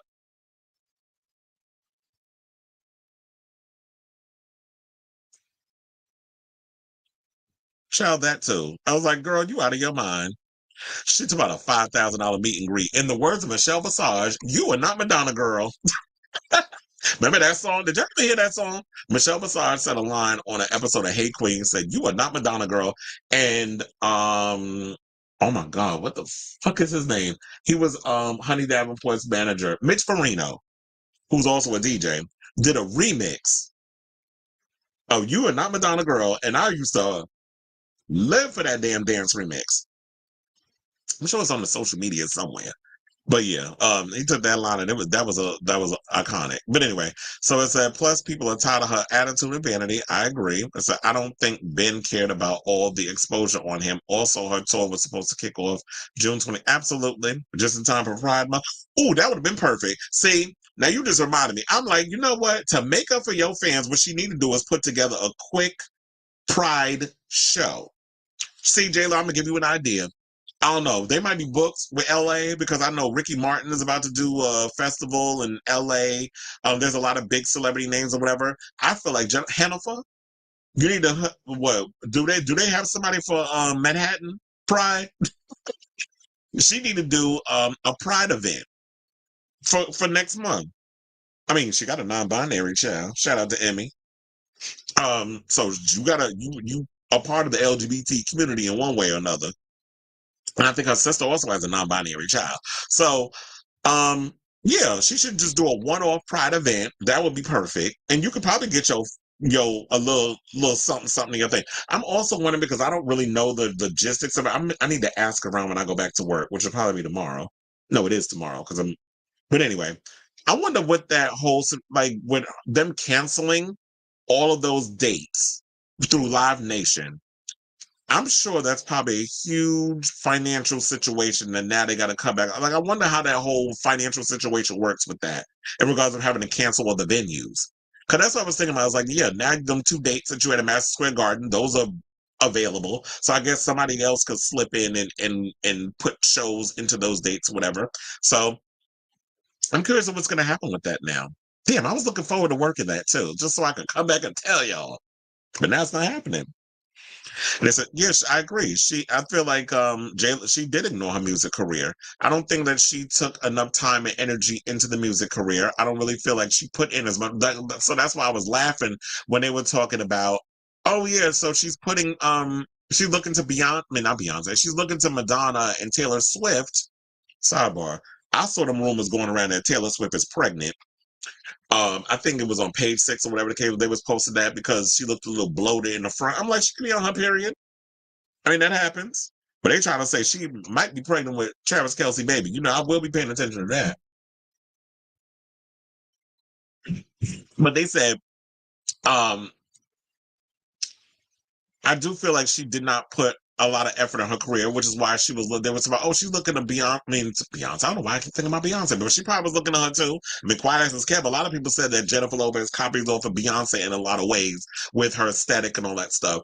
So, she was looking at Taylor Swift and Beyonce. I mean, and well, look, I don't know. I keep thinking about Taylor Swift and Madonna. She keeps looking to them and all the other stuff as a way of like how she could do her tours or whatever. And I keep saying, and over and over and over again, Taylor Swift, Madonna, and all these other girls that she's looking to, they've invested a lot in their music career and their fans. They've grown with their fans. Their fans have grown with them, and they've brought along new generation of fans. I do agree with Felix where he says that she's treated her music like a side project. I feel like she's focused more on her acting career and a bunch of other endeavors. And yeah, she would fulfill her obligations to put out the music because that's what she had to do when she was part of the label. But I don't feel like she gave 110% into the music where she has a big enough loyal fan base like the Madonna fans. I guess they call them the Rebel Hearts, like the Swifties, like the Beehive, like the Barbs, like the Rihanna Navy. Like the Navy's still waiting for Rihanna to release music. So Rihanna can keep her fans at bay and they'll still wait. I just want to hear what the music sounds. If she don't release no music, I'm fine, regardless. We still got the old Rihanna hits. But, they have their fan base that that are still waiting because they've invested a lot of time in them. Jennifer Lopez has not done that, which is why I guess she's shocked because she just thinks, oh, I could just drop music and they're going to be there. And I think another thing that we seem to forget too is that streaming numbers do not equate how many people are going to buy tickets to your show. Because I said that the other day. I'm like, how do they count that? Like back in the day when we used to buy albums, physical media, they could count how many copies were sold because of how the tallying up of the prices and stuff. When people went to the store, we literally had to buy CDs and things. Now how can you tell from a stream how many people are going to buy tickets to your show? Like you can't. So like I said, she should have did smaller venues. And they said, you really think after nearly 30 years in the industry she still can't sell out arenas?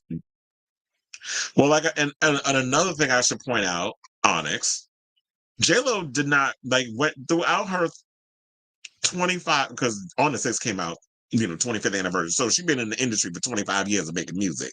99 makes what, 25? Yeah, it does actually. Now I'm thinking about it. On 99, 2000, well, I guess later on 99 going towards 2000, it was like when the On the 6 album came out. So yeah, 25 years of making music. J-Lo never really toured. She always would do like one-off specials that you would have to buy the VHS or whatever, because that's what it was on at the time.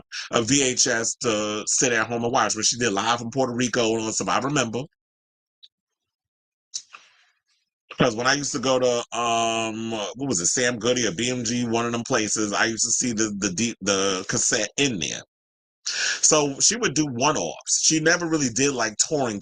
It wasn't until like she started doing a steady shows or whatever, was around the time when she did the Vegas residency. And then during her 50th birthday, when she did the whole It's My Party tour, whatever the case was, when she started going to all those other places to celebrate her birthday, that's when she was able to kind of go and travel around and do the arenas, and they were successful. But that was 4 years ago. Almost 5 years ago. Yeah, it's almost, yeah, because she's about to be 55 in July. Because she's a July Leo. I believe Ben Affleck is an August Leo, if I'm not mistaken. Madonna's also an August Leo. And my father's an August Leo. But yeah, so with that, she really didn't invest a lot of time and effort into the music. She did it a little too late. And at this time, it's like, if you don't invest in the fan base, they move on to the next thing. She can't fill an arena. I don't think she ever could, honestly. Yeah. I mean, look, like I said, you could do certain places. I'm sure if you did like New York, Chicago, those type of spots, you're not gonna have a problem doing that. But when you gotta do like, and I'm gonna use Robert, where he from as an example. If you gotta do Phoenix, Arizona, or the city part of North Carolina, that's not gonna work. I was trying to think, what part of North Carolina is the city? Is it Raleigh? I know my grandparents are from Durham. So it's like, yeah, there's that. So it's like I saw a video of Troy on the bed, and people were saying it reminded them of Madonna. Well, yeah, there's a lot of similarities to Madonna's tour. Oh yeah, because I don't know if you saw the pictures that I posted on social media. There's a lot of throwbacks to Madonna. There's even like the bustier look with the suit pants, the slacks. That's a throwback to Madonna. I believe the Express Yourself video. So he does do and he's got her short blonde hair at the time. So, the boyish haircut that she had was given very much Ellen DeGeneres before Ellen DeGeneres even knew who she was. But yeah, so there's throwbacks. Look, it seemed like everybody at the end of the day, say what you want, everybody looks back to Madonna as the blueprint whenever they do their videos. So yeah, there's a couple of throwbacks to her. So I did see that. I don't think Madonna cares about. Yeah, she don't. I don't think Madonna even cares about what's going on with Jennifer Lopez. So, like I said, with that In Touch video, that In Touch story, I don't believe it. She talked about Gwyneth Paltrow, Cameron Diaz. Yeah, I remember that. So I don't understand the whole. Well, no, they were saying, I guess, that they kind of have a cattiness towards each other whenever they see each other in public. So I guess I guess something about Gaga and Jennifer Lopez, whenever they encounter each other, they don't like it. I don't even think that's a rumor. I think that he is drinking again. He doesn't give me like he's sober. He smokes a lot of cigarettes. He always looks stressed out. He always seems like he wants to go gamble and hang out with his friends and do bro shit. So, I guess Jennifer Garner was going to be like, you know what? That's your problem. And, the reason why with her trying to save that relationship and keep them together is like, because I got my businessman boyfriend over here. You're not coming over here with your baggage, sir. But at the end of the day, grown people got to be responsible for their own stuff. Says that people are saying she needs to take time off but loves attention too much. Agreed. Don't forget the artists seem to think streaming numbers equates to arena sales when that's an illusion because that's not just the US but the world as well. But yeah, that's what I said. I don't know how they accumulate those tallies in regards of, you know, streaming sales. How do you equate that with people buying tickets? There's no guarantee that people are going to buy tickets, especially with all the criminality shit and the scams and things that Ticketmaster's doing, price gouging a lot of the people. That's why I'm glad there's lawsuits being filed against them, because I just don't like the way Ticketmaster's been moving in regards of like people trying to buy tickets and the high percentage of, that they have to buy a ticket for, or is taken out of their money. Rihanna just became the most diamond single certified female artist with 7. Well, congratulations to her. And Riri, I need you to put out some damn music already. So J-Lo has only done 3 tours. She waited 10 years into her career to do her first, which is crazy. And I don't know how in your whole career you've done 12. How many did Madonna do? 14? Oh, you said I said 12. I meant 3. How'd she only do 3 tours with a 25-year career? Meanwhile, you got people like Madonna and Beyonce and all them in the double digits. Angela Bassett and Madonna share a birthday, August 16th. Yeah, I knew that. I said, child. Mine is August 21st. My father's birthday is August 21st. And it says Charlotte is considered okay. So it says Charlotte is considered the city town. Raleigh is the capital, but it's mostly a university city with not a lot going on. Yeah, it's probably boring. So they probably got to travel. If the gays is out there, they probably got to travel far and wide to get some. Okay, Celebration was Madonna's 12th tour.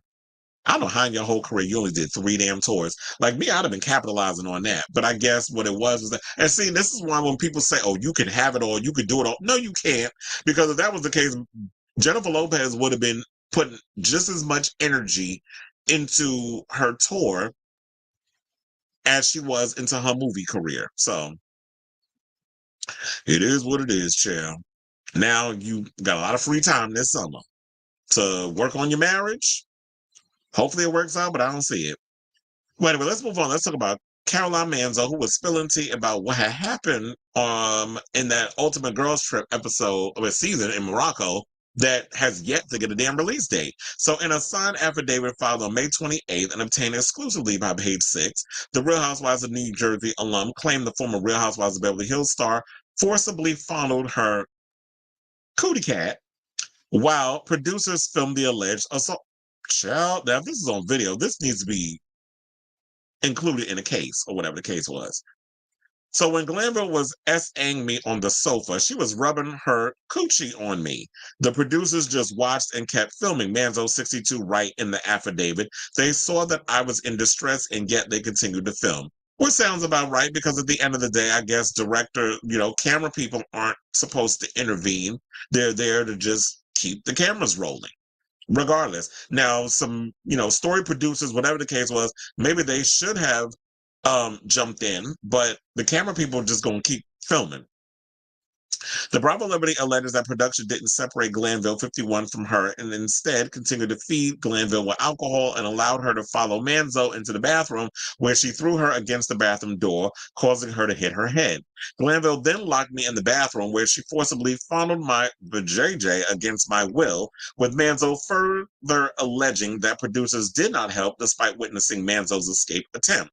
Glanville maliciously S.A.'d me for her own gratification, Manzo writes in the legal document.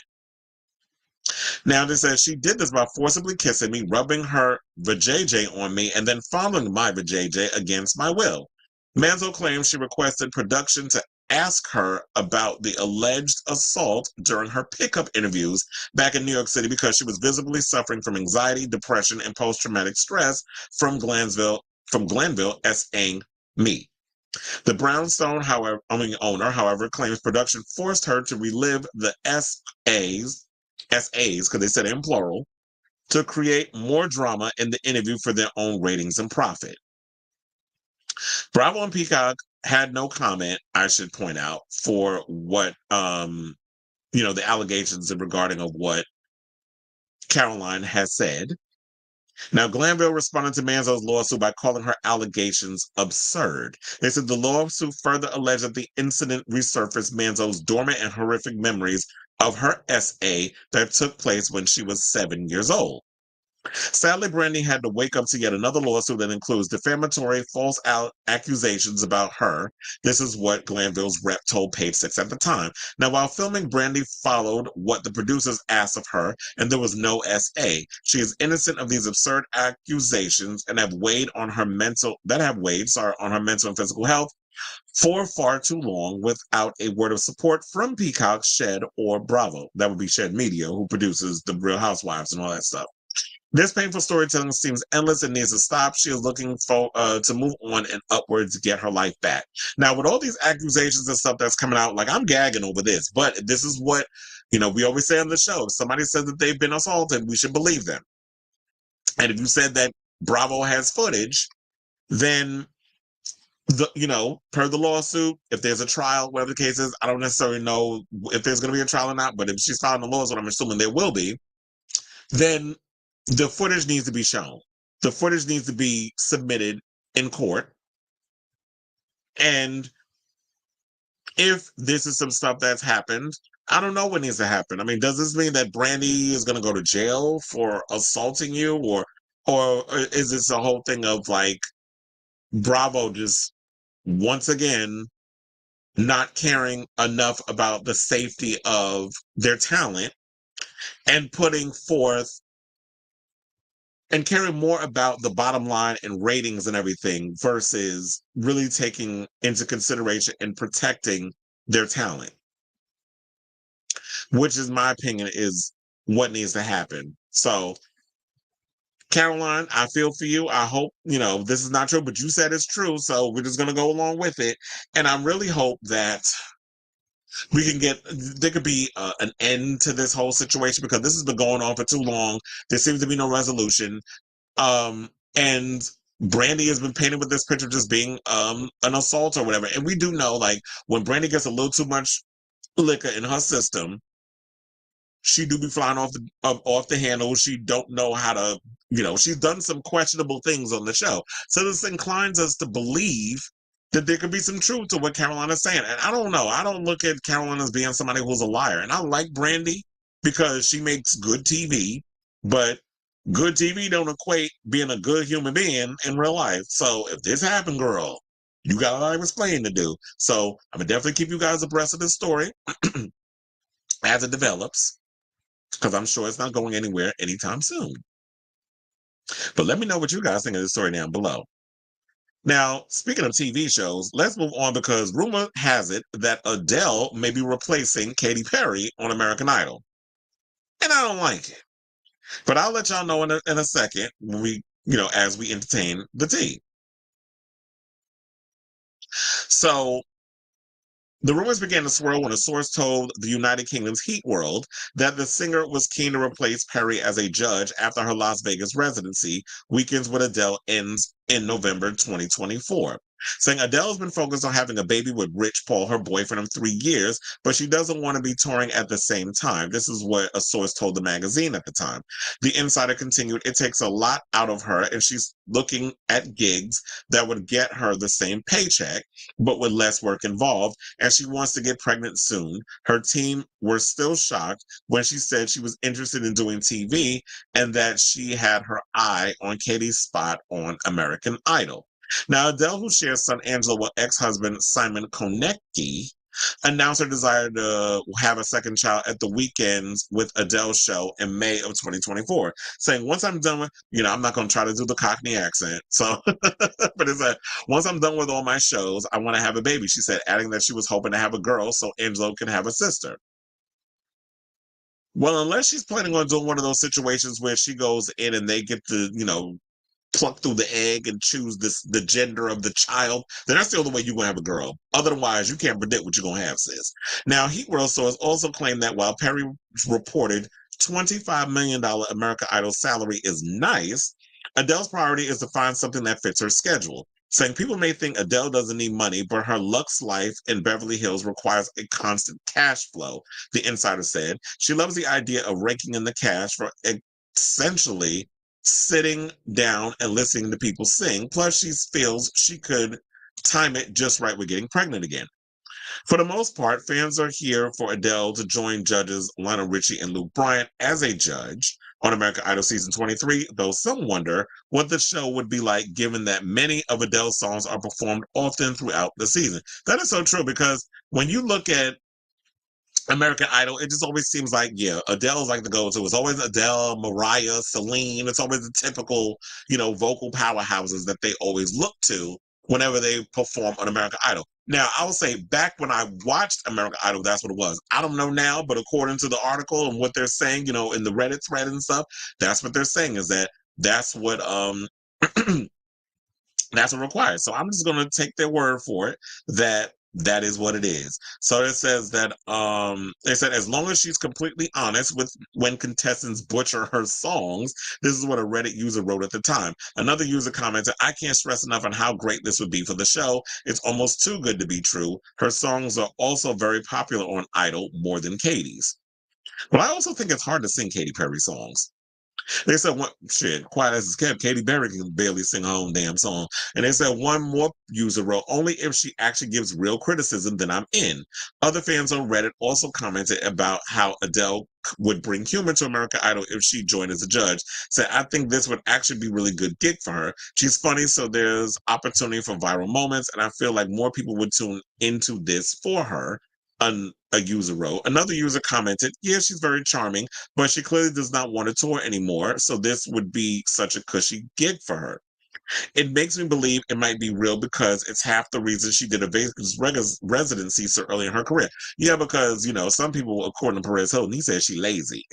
So maybe that's a funny way of, an easier on, nail on the head way of putting it. Adele lazy. She don't feel like touring. Which residencies are great. Not everybody wants to sit and have the energy to just be traveling all over the world to be performing their hits.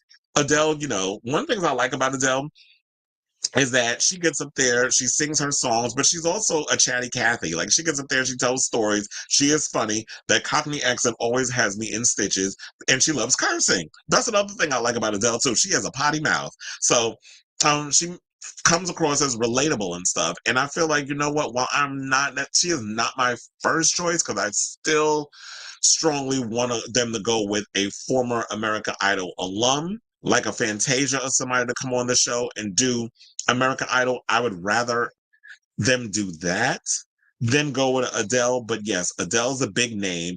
Adele might be good for the ratings, and I'm thinking that's why they're looking at it as like, oh yeah, Adele's like this big name. She is someone who I guess is like, um, all around artist. So that means like she could hit every demographic.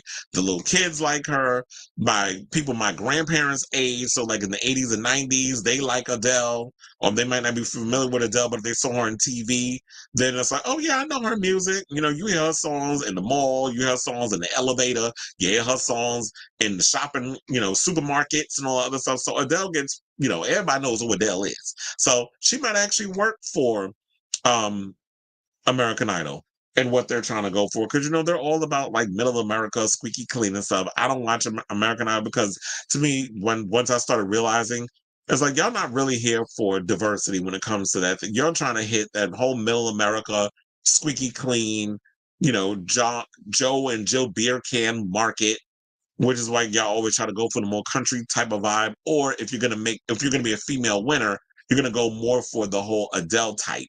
So she just might be perfect for America Idol. But I don't even know, how was Katy Perry when she was on there? I will be honest. Like I told y'all, I have not watched America Idol since Adam Lambert came in second.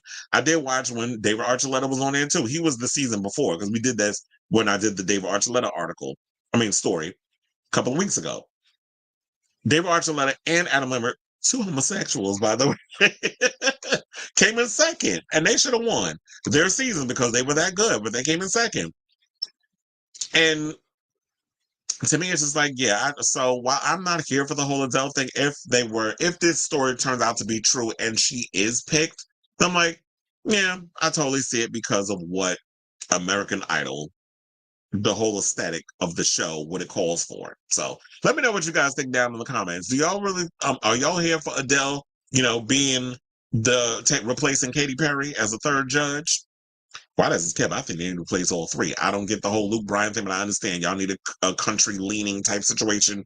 Lionel Richie, yeah, he's an icon in the business, but yeah, he is an old fuddy duddy. Like I personally would have loved to see Adam Lambert be on the show as a male judge, but I guess he's a little too flamboyant. He's a little too much for America, so he's going to have to just be underground like he always is, Mr. Independent.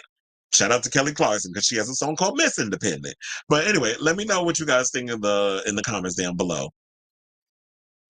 So Onyx says Adele would be perfect choice in my opinion. I would start see now look, they pulled you in because that's what the person said on Reddit. They were like, you know what, she might draw people in to watch. So I guess you know what, they might be on something. Adele, I feel like will pull people to watch.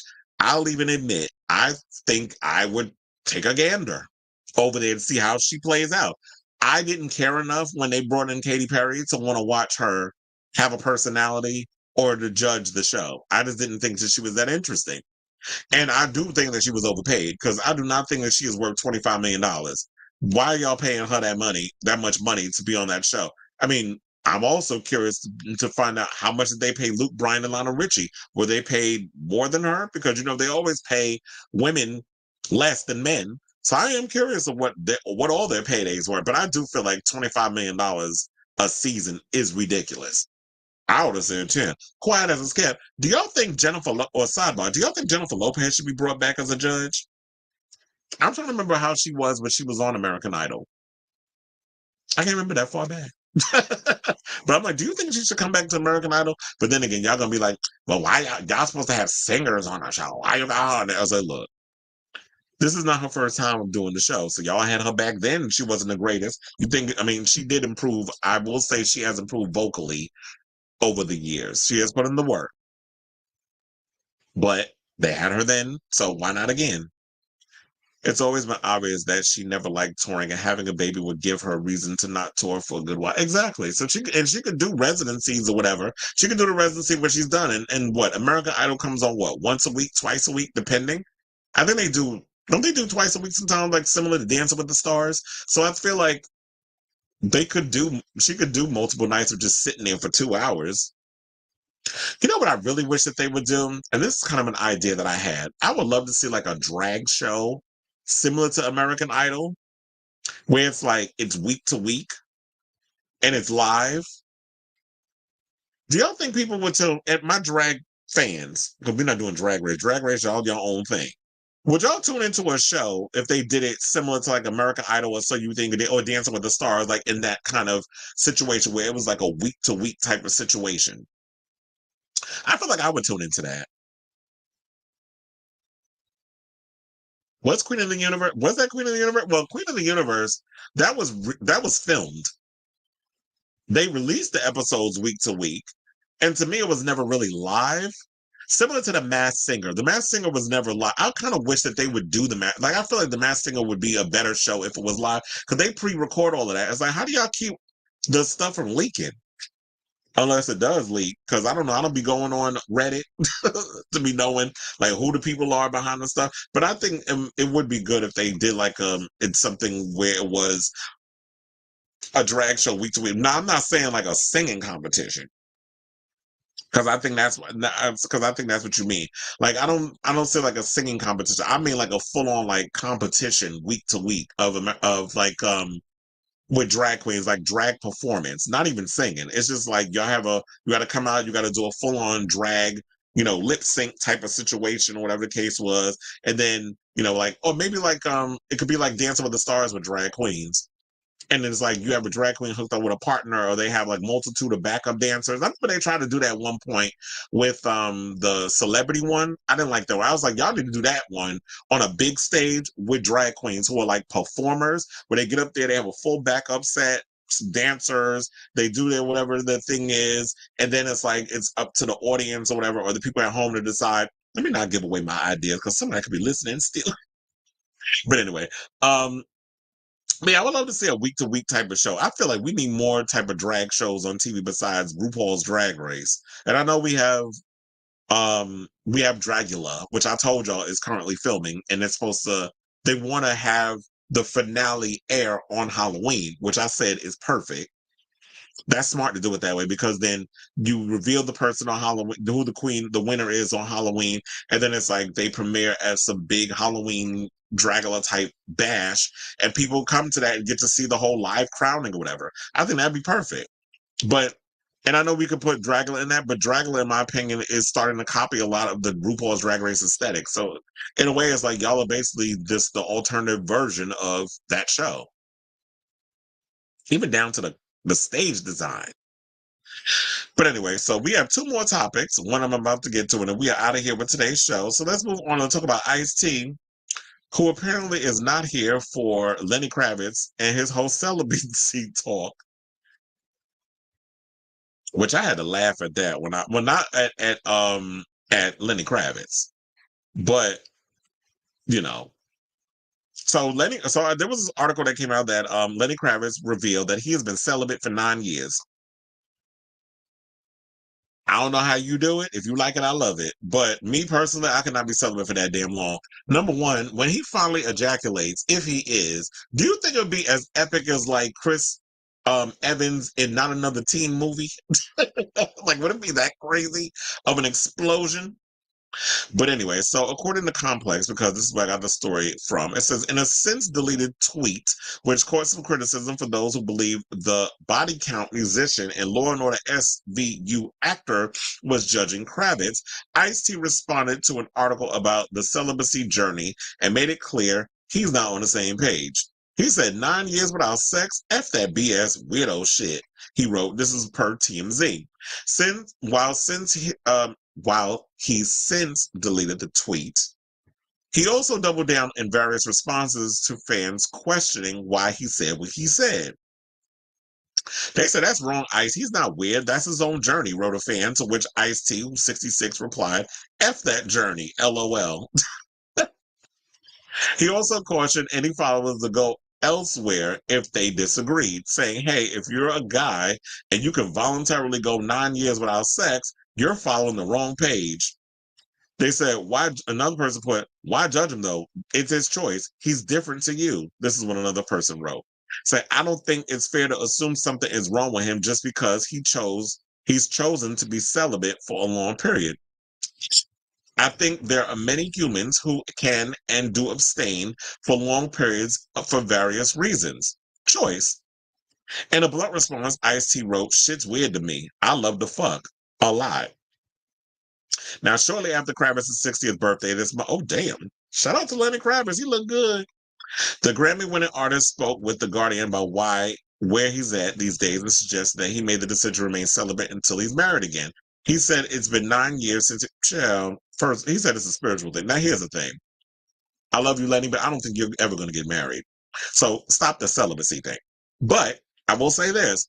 If that's his journey and he's taking a vow of celibacy, if you like it, I love it. Me personally, I can't do celibacy. It's like, I love sex too much, which I agree with, Ice-T on that part. He likes to hunch. And look, Coco got all that booty. You'd be a fool to let all that go. And I'm glad that, Ice-T is at a place where he's in his 60s and his libido was that of a 17-year-old. So kudos to him for having that kind of energy. But I don't know if, look, does that mean he's beating off a lot? That's what I'm wondering. Because I'm like, there's got to be a way that, you cannot possibly just be like, oh yeah, I'm not having sex at all. I'm not doing anything pleasurable. Like you have to be trying to get some of that jizz out. Or wouldn't even be at a point like, can you be celibate and not ejaculate? Like, I don't know how celibacy works. So I'm curious, genuinely. So shout out to you, Lenny. You still fine in your 60s and things. Let's look at these pictures. Look at him. Fine ass man. Yes, Lenny. Oh, I like this outfit. It's giving me Prince with the thigh-high boots and the coat and the panties. I'd wear this to the club. Definitely would wear that to the club. So, among other, look, sometimes when you be out in the club and you be feeling your O's, you don't want to be wearing a whole lot of clothes, especially in the summertime. It's so damn hot out right now. So I say all this to say, you know what? Live and let live. If this is the journey that, all jokes aside, if this is the journey that Lenny wants to go down in regards of his celibacy journey and doesn't want to just give himself to just any woman or whatever the case is, then that's his prerogative. And I feel like, you know what? I don't feel like this is weird to me in regards of Lenny Kravitz. Like when he said the celibacy thing, I'm not, in a way, I will say this, I'm not surprised because Lenny always gives me somebody that's just very much earthy and very much like, he has chakras and he keeps like little, what's the word? Like crystals and things of that nature, and he does a lot of meditation, and he gives me very much like he goes to Bali and does yoga, very much similar to Russell Simmons, minus the essays. But he definitely gives me like he's very much a spiritual type of person. And he says that he works out his stuff in other ways, that he'll go to the gym at like 2 a.m. and abstains from junk food and something. Like, child, you got better discipline than me, but I need my cookies, I need my M&Ms, I need my I need my junk food every now and again, which is why I work out like a damn fiend, because I like my little snacks. I'm not going to abstain from that. Now, the sex thing is one thing. Junk food, hell no. That's doing too much. But anyway, so regarding to this story, let me know what you guys think of this story. I mean, can y'all do a whole celibacy thing and abstain from hunching somebody else? I couldn't do it. But let me know what y'all think in the comments down below. Okay, so now let's get to our final topic, which is Marlon Wayans is opening up about his trans son. So, one of the things that he wound up saying, he said that it took me all of a week, and in that week, I grew the most that I ever did in my life. I guess what he was talking about that accepting his trans son Kai. So when his son came out to him and told him that he was trans, which would mean female to male, he said it took him about a week to process it and to come to terms with it. He said in that week I grew the most that I ever did in my life. You understand the purpose of kids and the beauty of unconditional love. At the end of the day, in my heart, the only thing that matters to me is that my child is happy. And one of the things I will say about that is like, you know what? We definitely need more people like Marlon Wayans in the world, because too often, especially growing up in like a Black household, you always hear stuff about how parents are not as accepting of their children because of religion and that sort of thing. So a lot of times, you know, a lot of people will put their family, friends, their opinions, and the church, all the other things ahead of their own child. So instead of loving on your child, you worrying about what the neighbor's gonna think. You worrying about what the people at the church is gonna think. You worrying about what your so-called friends is gonna think. And at the end of the day, it's like my mother said about me when people would always say, "Oh, your son is gay," and all that. She's like, "That's my child. I'm gonna love him regardless." And that's what you need in the world. When you can get that parent that is going to love upon their child unconditionally, that to me is the most important thing in the world. So we need more people, in my opinion, that's out there that thinks like Marlon, and people like Dwayne Wade with his daughter Zaya, and so many others who out there who are people of color who have children who are a part of the Rainbow Mafia. So if you have a child that's gay, lesbian, bisexual, transsexual, we're here. The gays, the straights, bisexual, transsexual, the gays, the straight. That is actually a song. I live for a bitch track. But anyway, so if you have a child that's part of the LGBT, LMNOP community, love on them, support them. They didn't ask to be brought in this world. I get that a lot of parents be wanting their kids to live the way that they want them to live and all this other stuff. And unfortunately, that's not the way the world works. So, I say at the end of the day, because I don't feel like I have much to add to this, just love on your children, accept them, understand where they come from. But also, you know what? Whenever you kids come out, um, I say also needs to happen is that allow your parents the time and the grace to process you coming out, regardless of what it is. If you come out as gay, if you come out as trans, if you come out as a lesbian, give your parents the time to like get in their bag and get comfortable with it and come to terms. Let them go through the whole process of like, oh yeah, my child's not going to be the thing I wanted them to be anymore, because they have to understand, they have to learn that. It's like, yeah, once you bring the child in the world, once you raise them up the way you raise them up, they're their own individual person. And you have to allow them to grow into the thing that they are developing into. It's not about what you want your child to become and what you want your child to be. They're their own, we're all individuals trying to figure out our way through the world. So I'm here for this. So just like I said, at the end of the day, love upon your children, accept them. If you can't accept them, it's unfortunate that you can't, because you want to put other people before you, but you don't realize that you're going to miss out on so many great things because you put other people before your own child who didn't ask to be born in this world. So I'm glad that Marlon gets to accept the son, and we'll see this, his son go on his journey into wherever that may be, career, relationship, if he wants to have children, that sort of thing. So shout out to you, Marlon, and shout out to all the parents out there in the world who have queer children and who are navigating this crazy, cruel, scary world and trying to figure out where they fit. So, and happy Pride, because that was a good clip, excuse me, to bring up in regards to the whole Pride situation. All right, so we're at the end of the show. Now, any questions, comments, or concerns before I log off? Because we are at the end of the road with today's show. I don't know when I'm going to probably be back on with another show because I'm going to be busy. Tomorrow, I'm out all day. Sunday is Pride. I know one of my jobs wanted me to work. I was like, I can't. I'm going to go to Queen's Pride. I gotta be around the games just for a couple of hours. And then Monday I'm gonna be pretty much busy. Maybe Tuesday I can find a way to like do a show sometime next week. I'm gonna see if I can find a way to squeeze it in because I know I'm gonna need to do one because there's gonna be a lot of tea that's gonna be spilling. So I know my June is going to be crazy busy. But yes, love it. Let me see. There is a comment. Before you go, what did you think of the Taylor versus Billy #1 album battle and Taylor coming out on top for a fourth week? To me, it made Taylor seem unlikable and it's going to be awkward when they see each other. I talked about it on here before. You probably missed when I talked about that, but I don't know. I mean, yeah.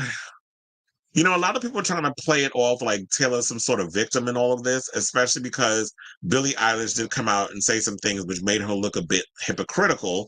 And that would be, you know, oh, I don't do the whole bundles thing, and I'm not going to do a whole bunch of vinyl and all this other stuff. And then made comments about the 3-hour tour. Who wants to say that and stuff? And it's like, man, first of all, your library isn't big enough for you to even do a 3-hour show. So if people are out here going to do a 3-hour show, which I think Beyonce did one with the Renaissance tour.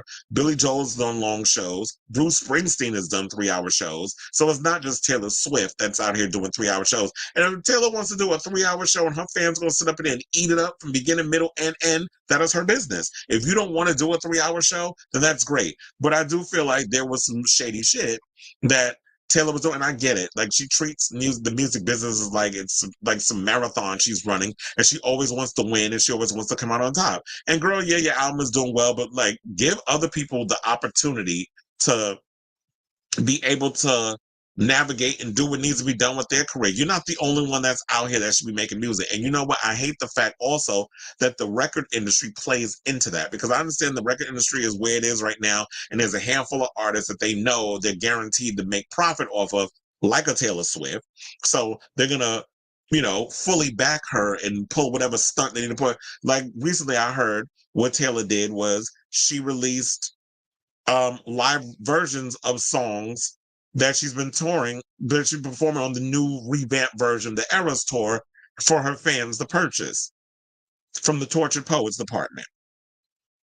Or as I like to call the Dead Poet Society.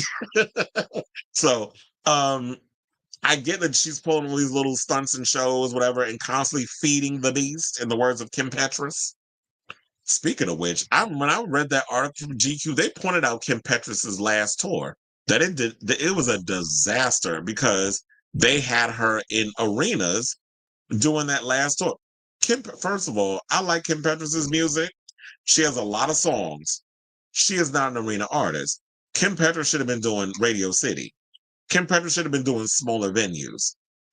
I could even see, if she did Brooklyn, I could have even seen her do Brooklyn Steel, which is what Slater did when she came to Brooklyn. And I had a ticket for that one.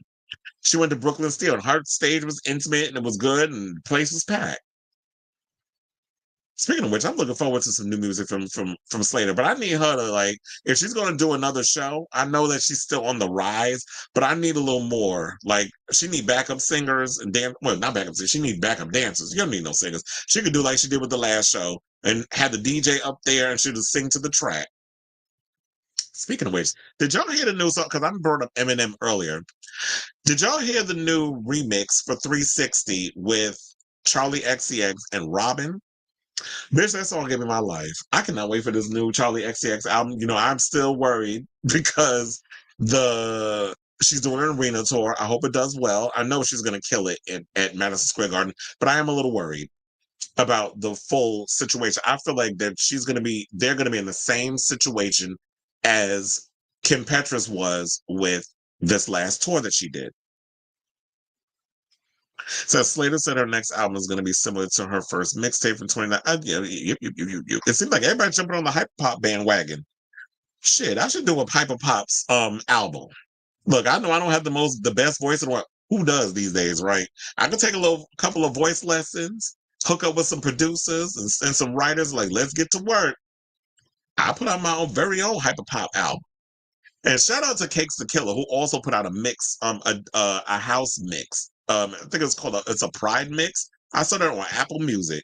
I was like, let me find out Cakes the Killer out here is DJing. Well, it seems like everybody DJing these days. And I do love the whole hyper pop sound, which I kind of think that was pioneered in a way by Robin but it didn't really have a hyperpop name. But it kind of does have a name now. So shout out to you, girl. And yeah, I'm definitely looking forward to what her next album's gonna sound like. And I do hope that it's really good and stuff. So I'm excited for that. But anyway, guess we are at the end of the road. In case nobody wants to drop any more comments, because I was trying to leave the floor open a little bit. So we don't have any more comments. And I hope I did answer your question about the whole Billie Eilish thing. Because it's like, yeah, okay, Taylor, we get it. The whole tortured poets thing, and you're doing whatever you're doing, but give other people the opportunity to make some money and to sell their stuff. Or maybe it's her team. Maybe Billie's team needs to really hit the ground running and do what needs to be done. But I think it's also hurting Billie, because Billie was out here making little snide remarks. And people are kind of looking, oh, you trying to be funny? Oh, you trying to read, bitch? We not here for that. But whatever. But anyway, love you all for watching. Please do yourselves or myself a solid. Hit that like button, that subscribe button, and that notification button, so that way you guys know when we go live, or I go live. Not we, but y'all be watching the live. So so that way you guys know when I go live with a brand new episode of Chris Avila Unfiltered. Thank you for all the people, the new subscribers that I saw that subscribed to the show. Thank you all the people who have been liking and commenting. Also, please leave a comment and stuff in regards of the segments and all the topics and stuff, whether it's the clips that I posted on YouTube or the full episode. Definitely leave comments. It helps with the algorithm. Also, leave some likes and all this stuff. It definitely helps with the algorithm. I'm trying to finally get to 1,000, which I know a lot of people was like, well, yeah, you don't have a whole lot of fun. But look, I've been growing the channel steadily because I've been focusing a lot on it instead of what I was doing before. It definitely helps out to move the channel and make it a big thing than what I want it to be. So I'm definitely trying to get to 1,000 by the end of the summer, hopefully by the end of June. So as I said before, love you all for watching. And until next time, ciao, darlings.